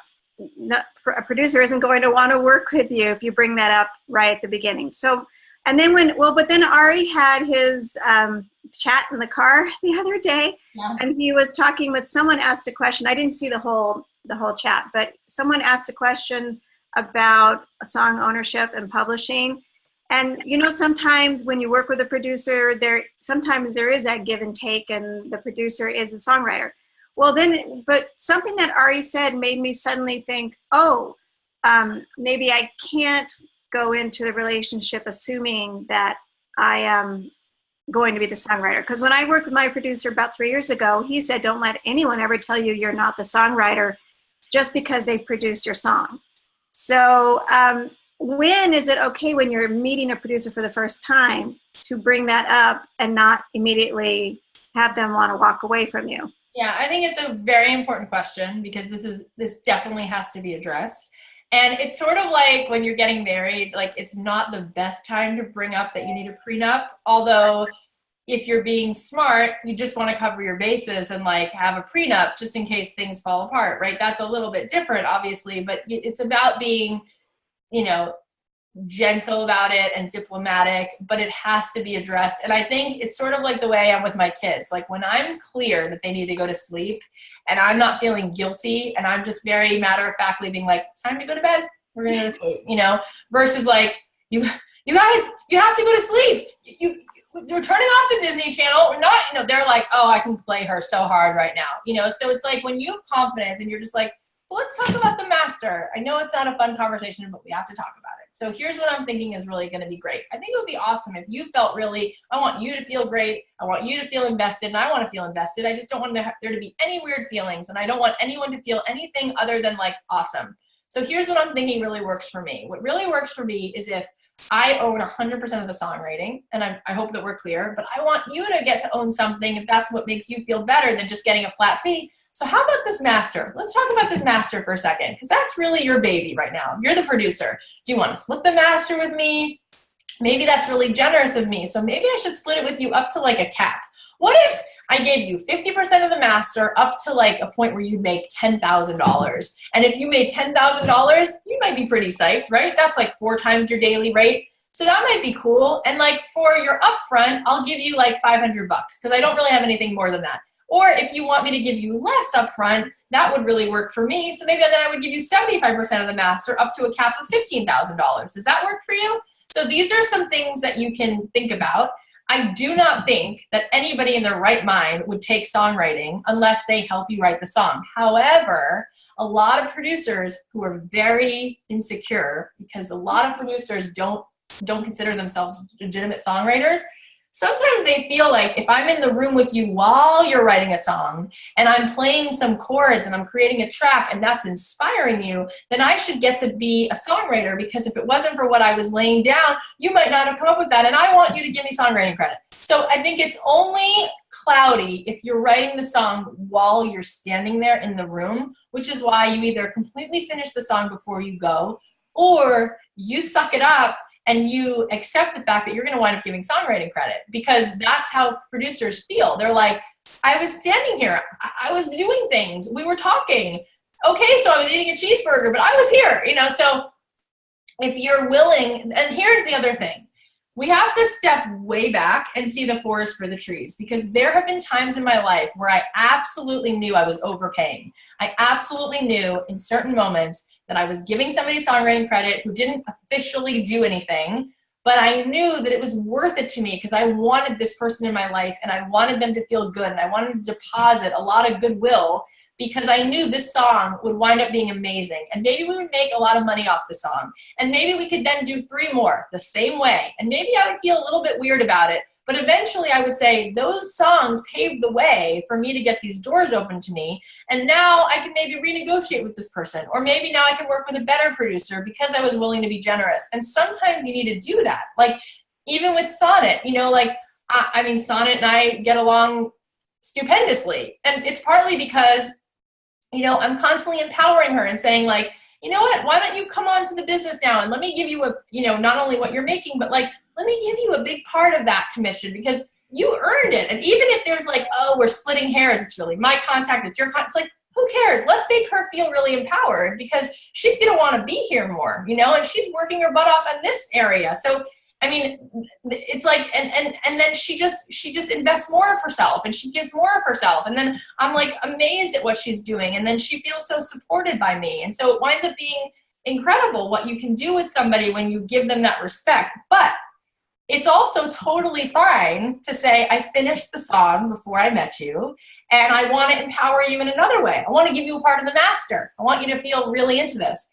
Now, there are other times where you're not jumping up and down over working with this producer. It's just the best you can do at the moment. I wouldn't give that person, it's like you have to decide what is it that's going on? What do you really want? Do you want a relationship with this person to last the next 5 years? Or do you just need to get this song done because it's all you can afford? And that's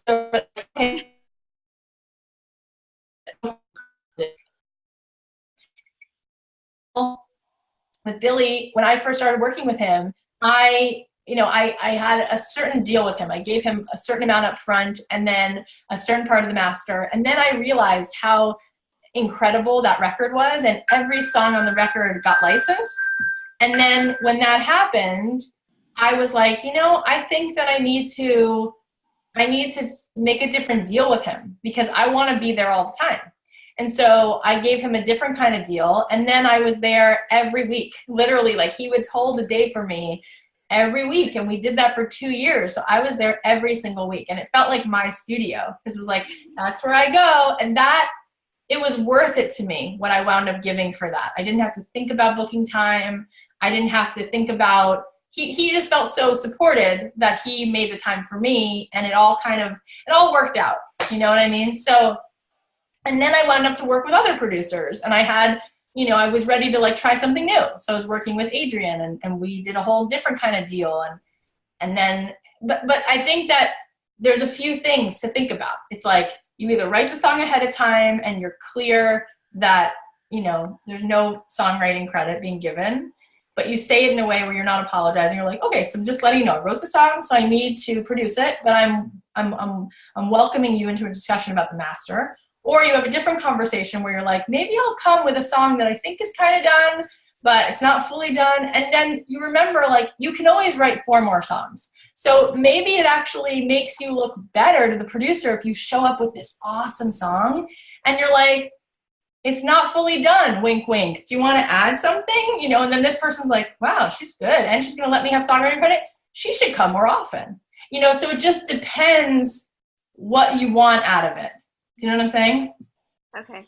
I just have to text my husband because he's like texting me. He's like, he did the find my phone thing. He's trying to find me. I'm like, I'm in the middle of a class. Hang on, let me just text him. Okay, so does that help? So if you contact them by email and you've shared links to your songs, Yeah. and they get back and they say they'd be interested in working with you by email, is it when you have a discussion in person or by phone, or, I mean, because I talked about all that with the producer I worked with. We just talked over the phone, and it was very chill and very cool. It was really easy. Yeah. But if I'm looking at, I'm really anxious about contacting someone who is far more reputable, because it kind of feels like I'm not worthy, you know, that sort of thing, where I'm feeling like the whole thing you said at the beginning about feeling like. I get that. Yeah. So then I'm thinking, I don't want to look like a bigger idiot than I am. And so that's why I thought, when is it okay to even bring that up? So that was, is it in one of those early conversations? I mean, because I know Ari had said, make sure you work it all out. Yeah, here's the thing. And this is why it's good that you're bringing this up. This, by the way, my husband was texting me because someone invited him to the World Series tonight. And he wanted to know if he could take the ticket, if I would be mad that he's not coming trick-or-treating. And I just wrote back, go, with all caps. You don't need to ask, just go to the World Series. Anyways, so the answer is that I was just I was just in New York, and I was meeting with my publisher, right? My book publisher, which is St. Martin's Press, which is an imprint of Macmillan. So I had to have these big meetings with Macmillan. And they're one of the top 5 publishers in the entire world. And so it's sort of like equivalent of sitting at Universal Records, except this is a book, right? But they make bestseller authors, and they can make me into like an Oprah's, they can do all that. And in the meeting, I had to talk to them about my speaking, because they're going to start repping me to be talking and booking me. And they presented me really quickly with this like agreement. Okay, just sign this. You already signed your book deal, but this is an amendment. We're going to be your exclusive representation. We're going to take 20%. It's going to be 2 years. And I was like, okay. And I didn't want to like ruffle any feathers. And my agent was like going like this to me. And she's like, well, Cathy needs to take some time, but thank you so much. That's awesome. We're so flattered that you want to be her exclusive representation. We're going to get back to you. That's awesome. And I was like, oh, I could breathe. And she said to me, you're not being mean. You're just being actually polite, because you're not trying to get into a relationship with someone where there's any kind of resentment. You just want to take a second and breathe and figure out what you need to do. And I realized that I, again, felt intimidated, and I felt overwhelmed to say, I just want to take a second, but thank you so much. Let me just look that over. So I think that people are used to it, and we just have to be willing to be uncomfortable. It doesn't feel good. It doesn't matter if it's on the phone or when you get there, but it's how you feel. If you're feeling like you're doing something terrible, you're going to come across much more like weird about it. But if you say something like, it's never fun to talk about the business part, but let's talk about it. So I'm really more comfortable with this scenario, but I want to open the floor and ask you what you think.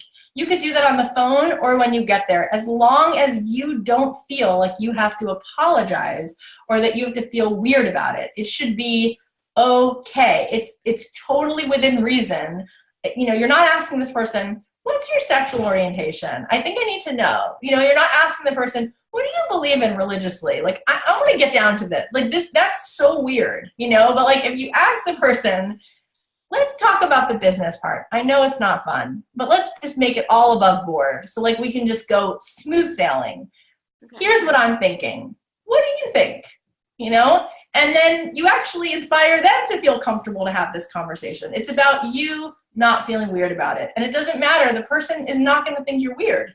So whether it's on the phone or when you get there, especially someone who's like bigger, they're really used to it. So it's actually, it relieves them of having to be the one to address it. Okay, cool. Okay. Thank you. Yeah, good question. Okay, I see 2 more hands up, so I'm gonna come to John. Hi, John. Hi. How are you? You have inspired me, so I put on a Halloween scarf. So here you go. So anyway, what I wanted to, I hadn't intended on asking this, but what you were just, my internet connection says it's unstable, but hopefully we can still work. I can hear you. Yeah. You made me think of something. Oh, great. I thought of something that just happened last night based on your discussion. I was working on a song and it's a duet. The girl singing it didn't have anything to do with the songwriting, but her son happened to be there. And I was working with this verse and I said, this one word just doesn't, I'd like something better. And he said, well, why don't you substitute this word? And it changed the whole verse. And so I told him, based on what Aria had said, oh, don't get all bogged down with percentages. If it's another person, just split it in half. So I told him, I said, well, that really made the verse work. I said, how would you like to have 50% ownership of this song in case something happens with it? He said, sure. And I said, okay, then you have to join a PRO and all this sort of stuff. And he said, oh, this is cool. And so. I love that. That's awesome. Well, and then what happened, he's an excellent drummer. He's amazing. And he happened to have a drum kit sitting in another part of the room. I says, what's this? You getting rid of it? And he says, yeah, I'm going to sell it. And I says, oh, I've been thinking of having a drum kit. I used to play drums when I was really young. He says, well, I'm selling it. And he says, well, how much? He said, well, I was going to do it for 22, but since we're co-writers, how about 1,400? So he just knocked off all this price just because of, isn't that something how that all goes around, So I mean, that's exactly what we're talking about. That's such a great concrete example of what we're saying. The thing is, like, when that saying, like, you catch more bees with honey, like when I was starting out, and even now, okay, to this very moment, it's like, what do I have to offer this other person, right? And so if I was going to work with a co-writer, let's say this person was like ahead of me, then I want to actually offer as much as possible so that this person feels like they're gaining a lot, they're gaining a lot. And even if it was somebody who, I feel like as a general principle, when you act from a place of generosity, you'd be amazed at what comes around the corner. And this is really true. It's not just like feel good BS. It's really, really true. It's sort of like, overdo it, give extra, and then you wind up getting so much more in return. I have that even like, I have a nanny who sometimes, not all the time, but sometimes she like will kind of anticipate something that I need or that would be helpful. And so when I was in New York, I was away for 2 weeks. And my husband said, did you pay her full salary while you were away? Now, she doesn't have a salary. She gets paid hourly, right? So when I'm in town, sometimes she makes more than others, depending on how long she stays. And I went away and I came back and I just gave her as if she had been here like full time, both weeks. And she just looked at it and she was like, wow. And I said, don't even thank me. Like, because there are times where she's shown me that like she really cares about what I need. So she'll be like, I think you really need me right now. I'm just going to tell my husband I'm going to be late and I'm going to stay to help you put the kids to sleep. Or, she'll, clean something I didn't even mention, or she'll make food. And then she feels like, this is my family. I'm going to treat her kid like I would treat my kid because Cathy cares about me. So we support each other and like we keep giving to each other. And then a lot of good stuff comes back. And with co-writers and producers specifically, here's the great, and Billy said this. Billy said that to me so many times, but I'm sure he said it on the call. He loves not just writing a song with someone or producing a song with someone. He loves when somebody comes in with a full heart and really generous, and then he can go, I love this song. You know who I'm going to send it to? I've got 55 connections that you don't have. I'm going to send it to this music licensing person. I'm going to send it to this co-writer of mine who might know somebody else. I'm going to be on your team because you're making me feel like I matter, right? So that's everything. Like that pays for everything and then some. You know what I mean? Like I've been sending him so much business. Everybody in the class, I'm like, you should work with him. You should work with him. And so he's like, I'm so grateful. I'm like, no, it's all good. Like we help each other. We help each other. You know what I'm saying? So I love that story. And in regard Great. And actually, he said, I'm going into the studio tonight to record the song. And I said, it doesn't really need drums, I don't think. He says, oh no, that would spoil the song. And he's a drummer, so he would love to add drums, but he's got a really good critical ear. But he said, sometime in the future, if I'm not working, because he works in a hospital, he said, I'd love to go in a recording studio and record with you. Well, I've got this excellent drummer, all because of this, his contributing into the song. Now he feels part of the musical universe, you know. That's awesome.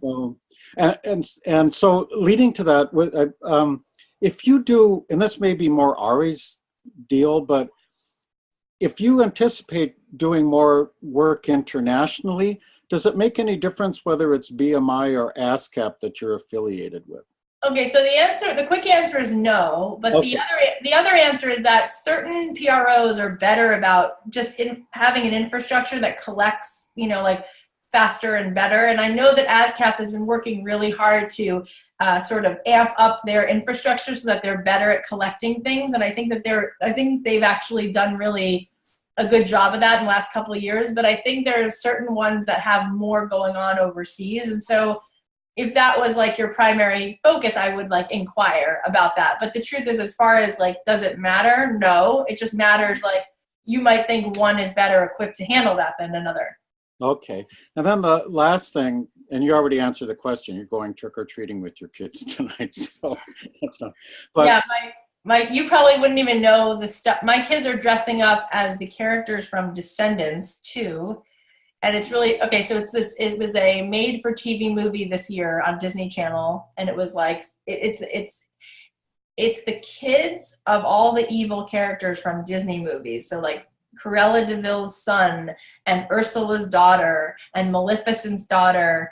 And so it's the descendants of all. So my daughter, but she was very careful to say, I have to be the costume from Descendants 2, not Descendants 1. So there's 2 movies. They have different costumes. So I don't even get it because it's like so not something I grew up with, but they're so excited to wear their like evil costumes and their gloves and their wigs. And so let me see if I have a picture of my daughter. oh, okay. Let's see. Where is it? Let's see. I don't even know if you're going to be able to see it, but here she is. I don't know if you can see that. I can see it. You can see it, right? And the apple too. Yeah, she's like trying to be cool and wicked. Yeah. And here's my baby eating that apple. That's neat. She's so fat. It's there was a baby at the session last night too, and oh, you can't see it. There was? Yeah, and the 4 months old, and just fascinated at hearing singing and music. It was just neat. That's So awesome. in the Halloween spirit though, do you mind if there's time towards the end, would you want to hear a minute of a Halloween song I wrote? Yeah, let's do that at the end. I'm gonna okay, so pull it up. I'm gonna answer Mary's question and then we'll come back, we'll hear your song and then we'll sign off. Oh, great. I got out of my uncomfortable stomach feelings and asked you, so that's good. All right, so I'll come right back to you. Hang on a second. Okay. Okay, Mary, what's up? Hi. I'm in the uncomfortable stomach feelings. I just want to say I love that line that you just said. It's never fun to talk about business, but let's do it. Let's do it. That's just so simple, and I appreciate that. It's great. Yay. Yeah.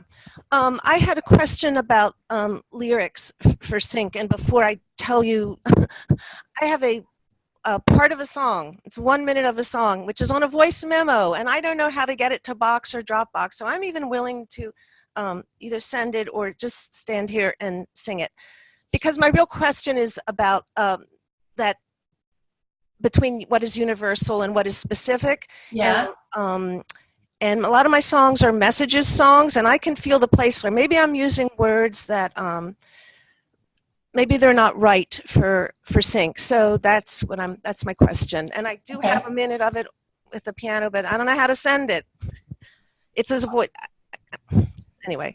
So how do you want to share it with us? Well, if somebody can say, if I can send it to you as an email, I could do that. I have it that way. It's voice memo, or should I try doing that? Send it to me as an email, yeah. Okay. So let me put this down. What is your email? It's Cathy, Cathy, at catchthemoonmusic.com. Okay. I'm gonna do it. I know your email, Cathy. Thank you. Yeah, no problem. Catch the moon. This is way harder than performing. God. I know. You know what? Everybody is a mess. You're doing great. Nobody even notices what you're feeling, and you know what I mean? Like, we're all trying to figure it the heck out, and we're just doing our best every second. I just sent it. What inspired me is because you said at the beginning of all this, we're all a mess, and this song has some words to that effect. You'll hear them. Did you just email it to me? I did. Did not come? Not yet. Okay, let's see if how I might have done it wrong. Let's see, one real quick. CATHI at catchthemoon.com. Here, I'm gonna put it in it's CATHY. I did it wrong. Okay, I'll try one more time. Too nervous. I apologize. CATHY at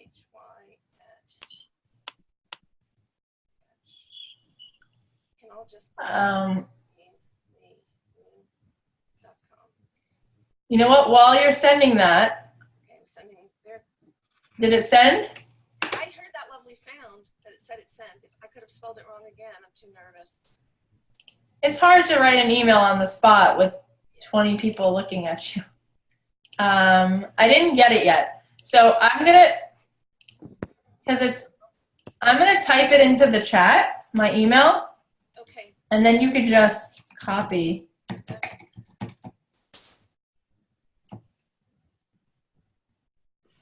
Okay, in the meantime, I'm gonna answer Austin's question and then you can try to send it, okay? Thank you. Hey Austin. Hey.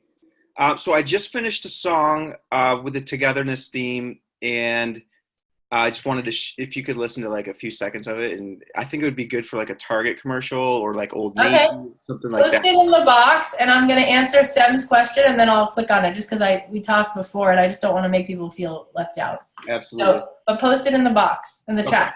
Yep. Okay. Okay. Hi, Sem. Hi. What's up? I want to ask one question about. You said we should do different things, and I had the idea to have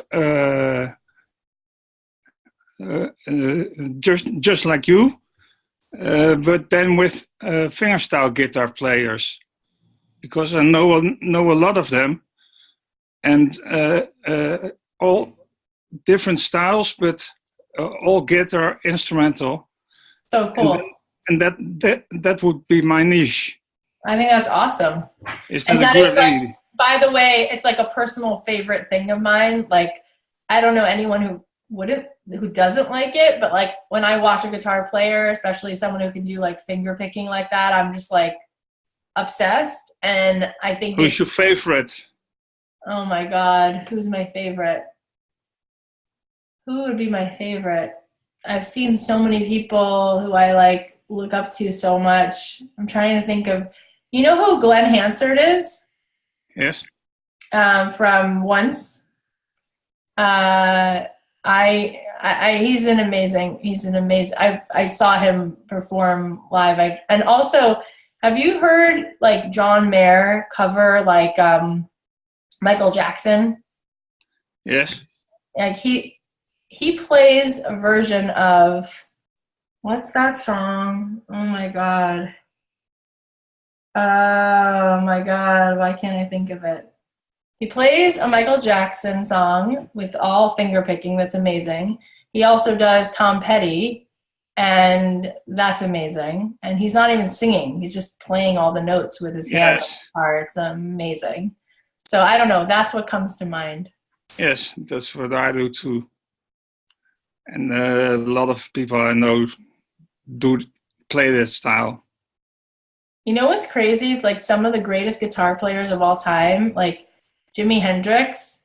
Do you know how old he was when he died? 27. Yeah, it's like, it's crazy. Like he lived 27 years and everyone talks about him. And he was like the greatest guitar player ever. And he died at 27. It's like crazy. Most people don't know that. Most people think he was Your like, sound is, yes. right? But he couldn't play fingerstyle guitar. No, he couldn't. But it's just still cool. Mary, I haven't gotten your email yet, but I'll let you know when I do. Okay. Austin, I'm going to play your song. I have a few more minutes and then I have to hop off because I have to get something for my kids. But let me play this. It's called You and Me.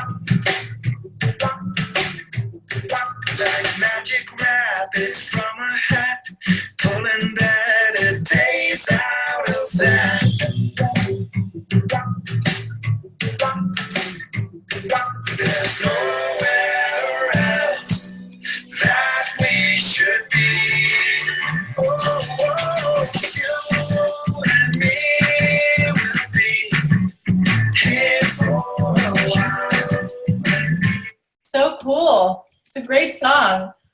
Your voice is awesome. It's cool. It's like, it's just great. It's so easy to listen to. I love You and Me Will Be Here for a While because it's not something I hear all the time. It feels real. It's like, it feels cute. It feels like more casual. It feels like a guy would say to you, like, we're going to be doing this for a while. You know, like, this is good. And it felt original. And the melody's good. And your voice is good. So I really liked it a lot.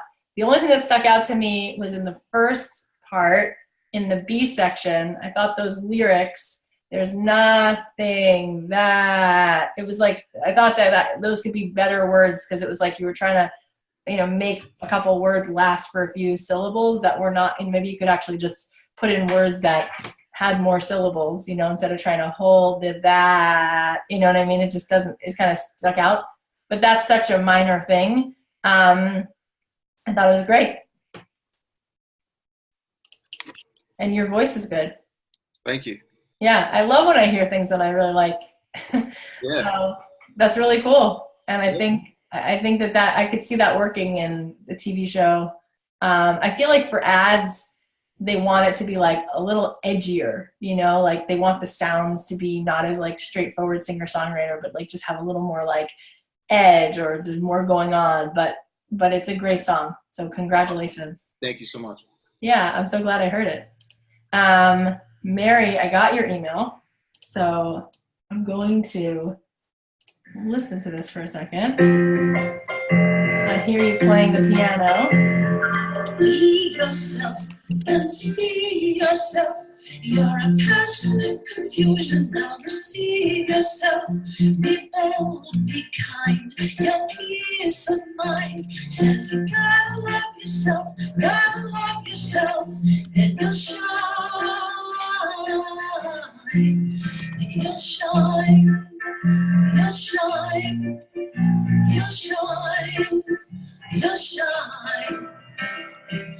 be yourself. Just see yourself. You're a partner in creation. Now believe yourself. Be bold, be kind. Your peace of mind says you gotta love yourself. Gotta love yourself, and you'll shine. So a couple things.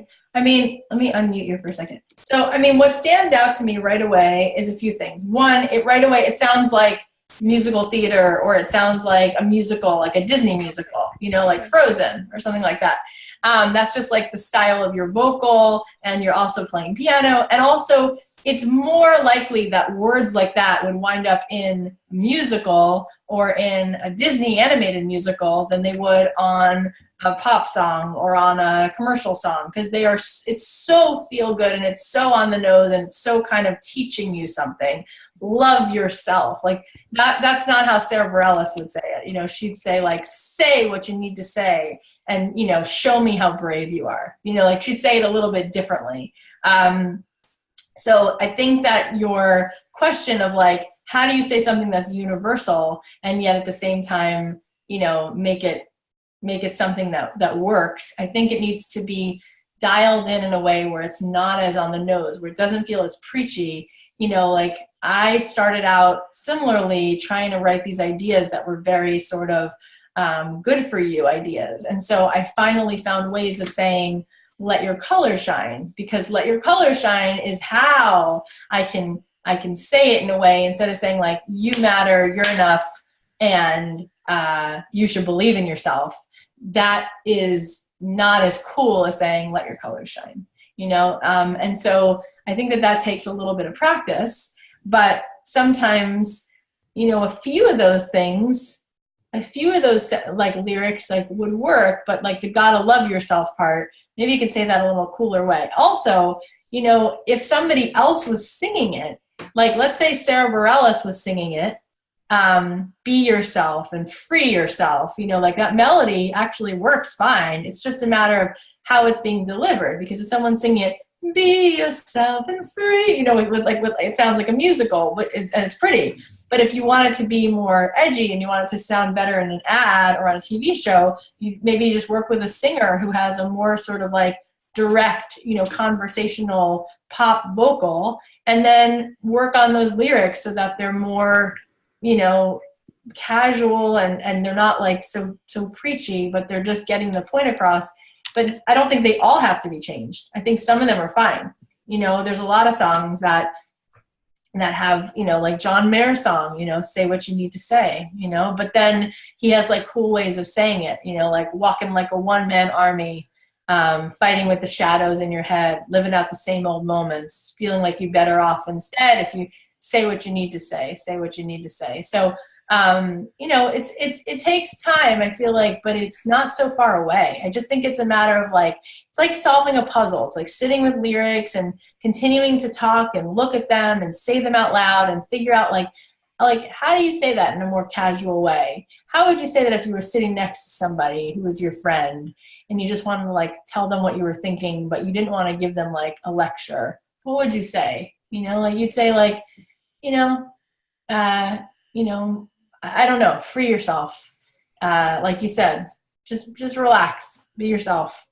You know, don't try so hard. I don't know what you would say, but you might not say you just play with it a little bit.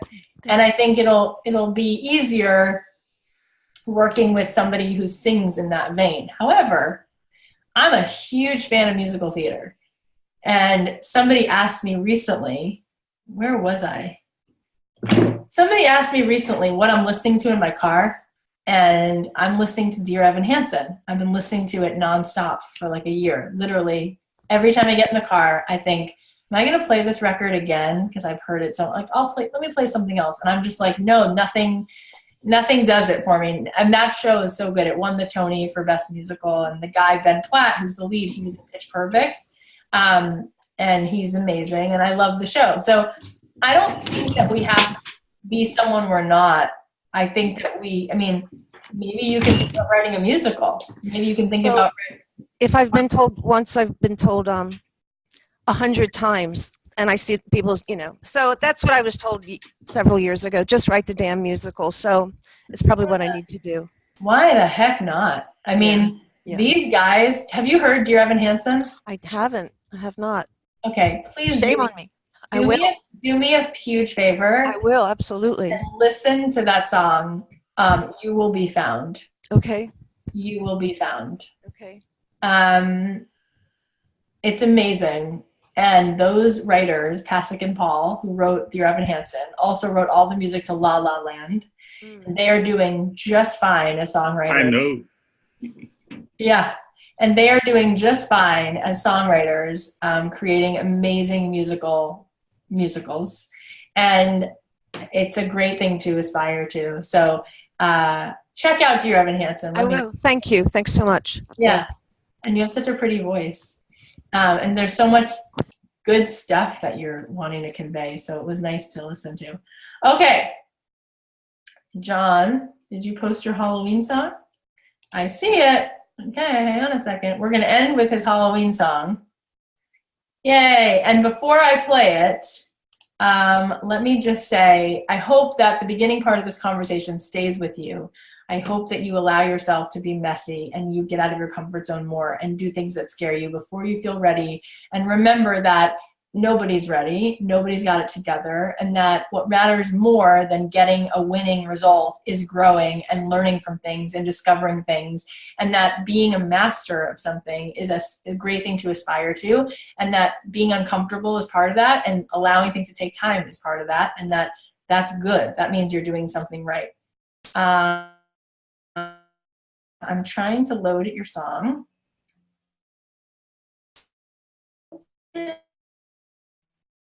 Sometimes they don't load, but I'm trying. So, let me see. Where is it? It's not loading. It's not loading, John. Nothing's coming up. I'm sorry. It's not loading when I go to play it. Are you sure that's the full link? It doesn't bring anything up. How about this one? The most recent one that I posted, maybe? Okay. No, nothing comes up. Why don't you try it and see if it comes? Oh, works for you? And yeah. It doesn't work for me. Can you hear it? Yeah, you play it. Okay. Oh, so we can interact like this. Oh, this is cool. Yeah.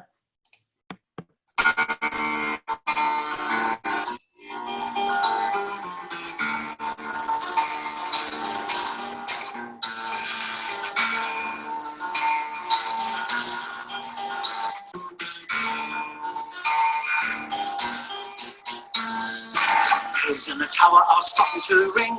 Morning is scary bedtime. Stuff cats in a building up. Oh. To sing, let's have a scary good time. The ravens are singing up on a wire. Cold black cats are joining a choir, screeching, croaking out the desire. Let's have a scary black. Oh, it's buffering. Sorry. Oh, I'm sorry. No, we got the point. Hear it. Okay.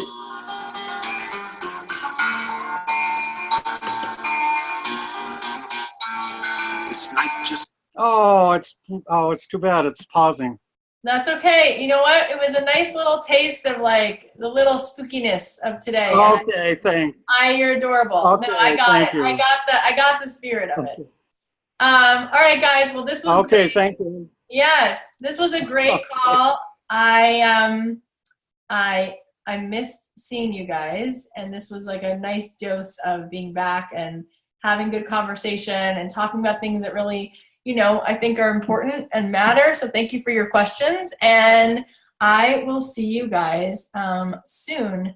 And I hope that you keep marching forward. And I'm watching you from the sidelines, and Sonnet is, really letting me know like songs that she's liking, and we're sharing things with each other, and sometimes we're pitching people stuff. So that's all really exciting. So we're here to support you in every way that we can. Any resource we have, it's here. So I would use that as a motivation to keep getting stuff done, because, you know, like the song Austin played today, I'm like, that's a good song. Like I would remember that if we needed a You and Me song, because it was great. And we have those relationships, right? So keep going. We're rooting for you. And I hope you guys have a good week, and I'll talk to you soon.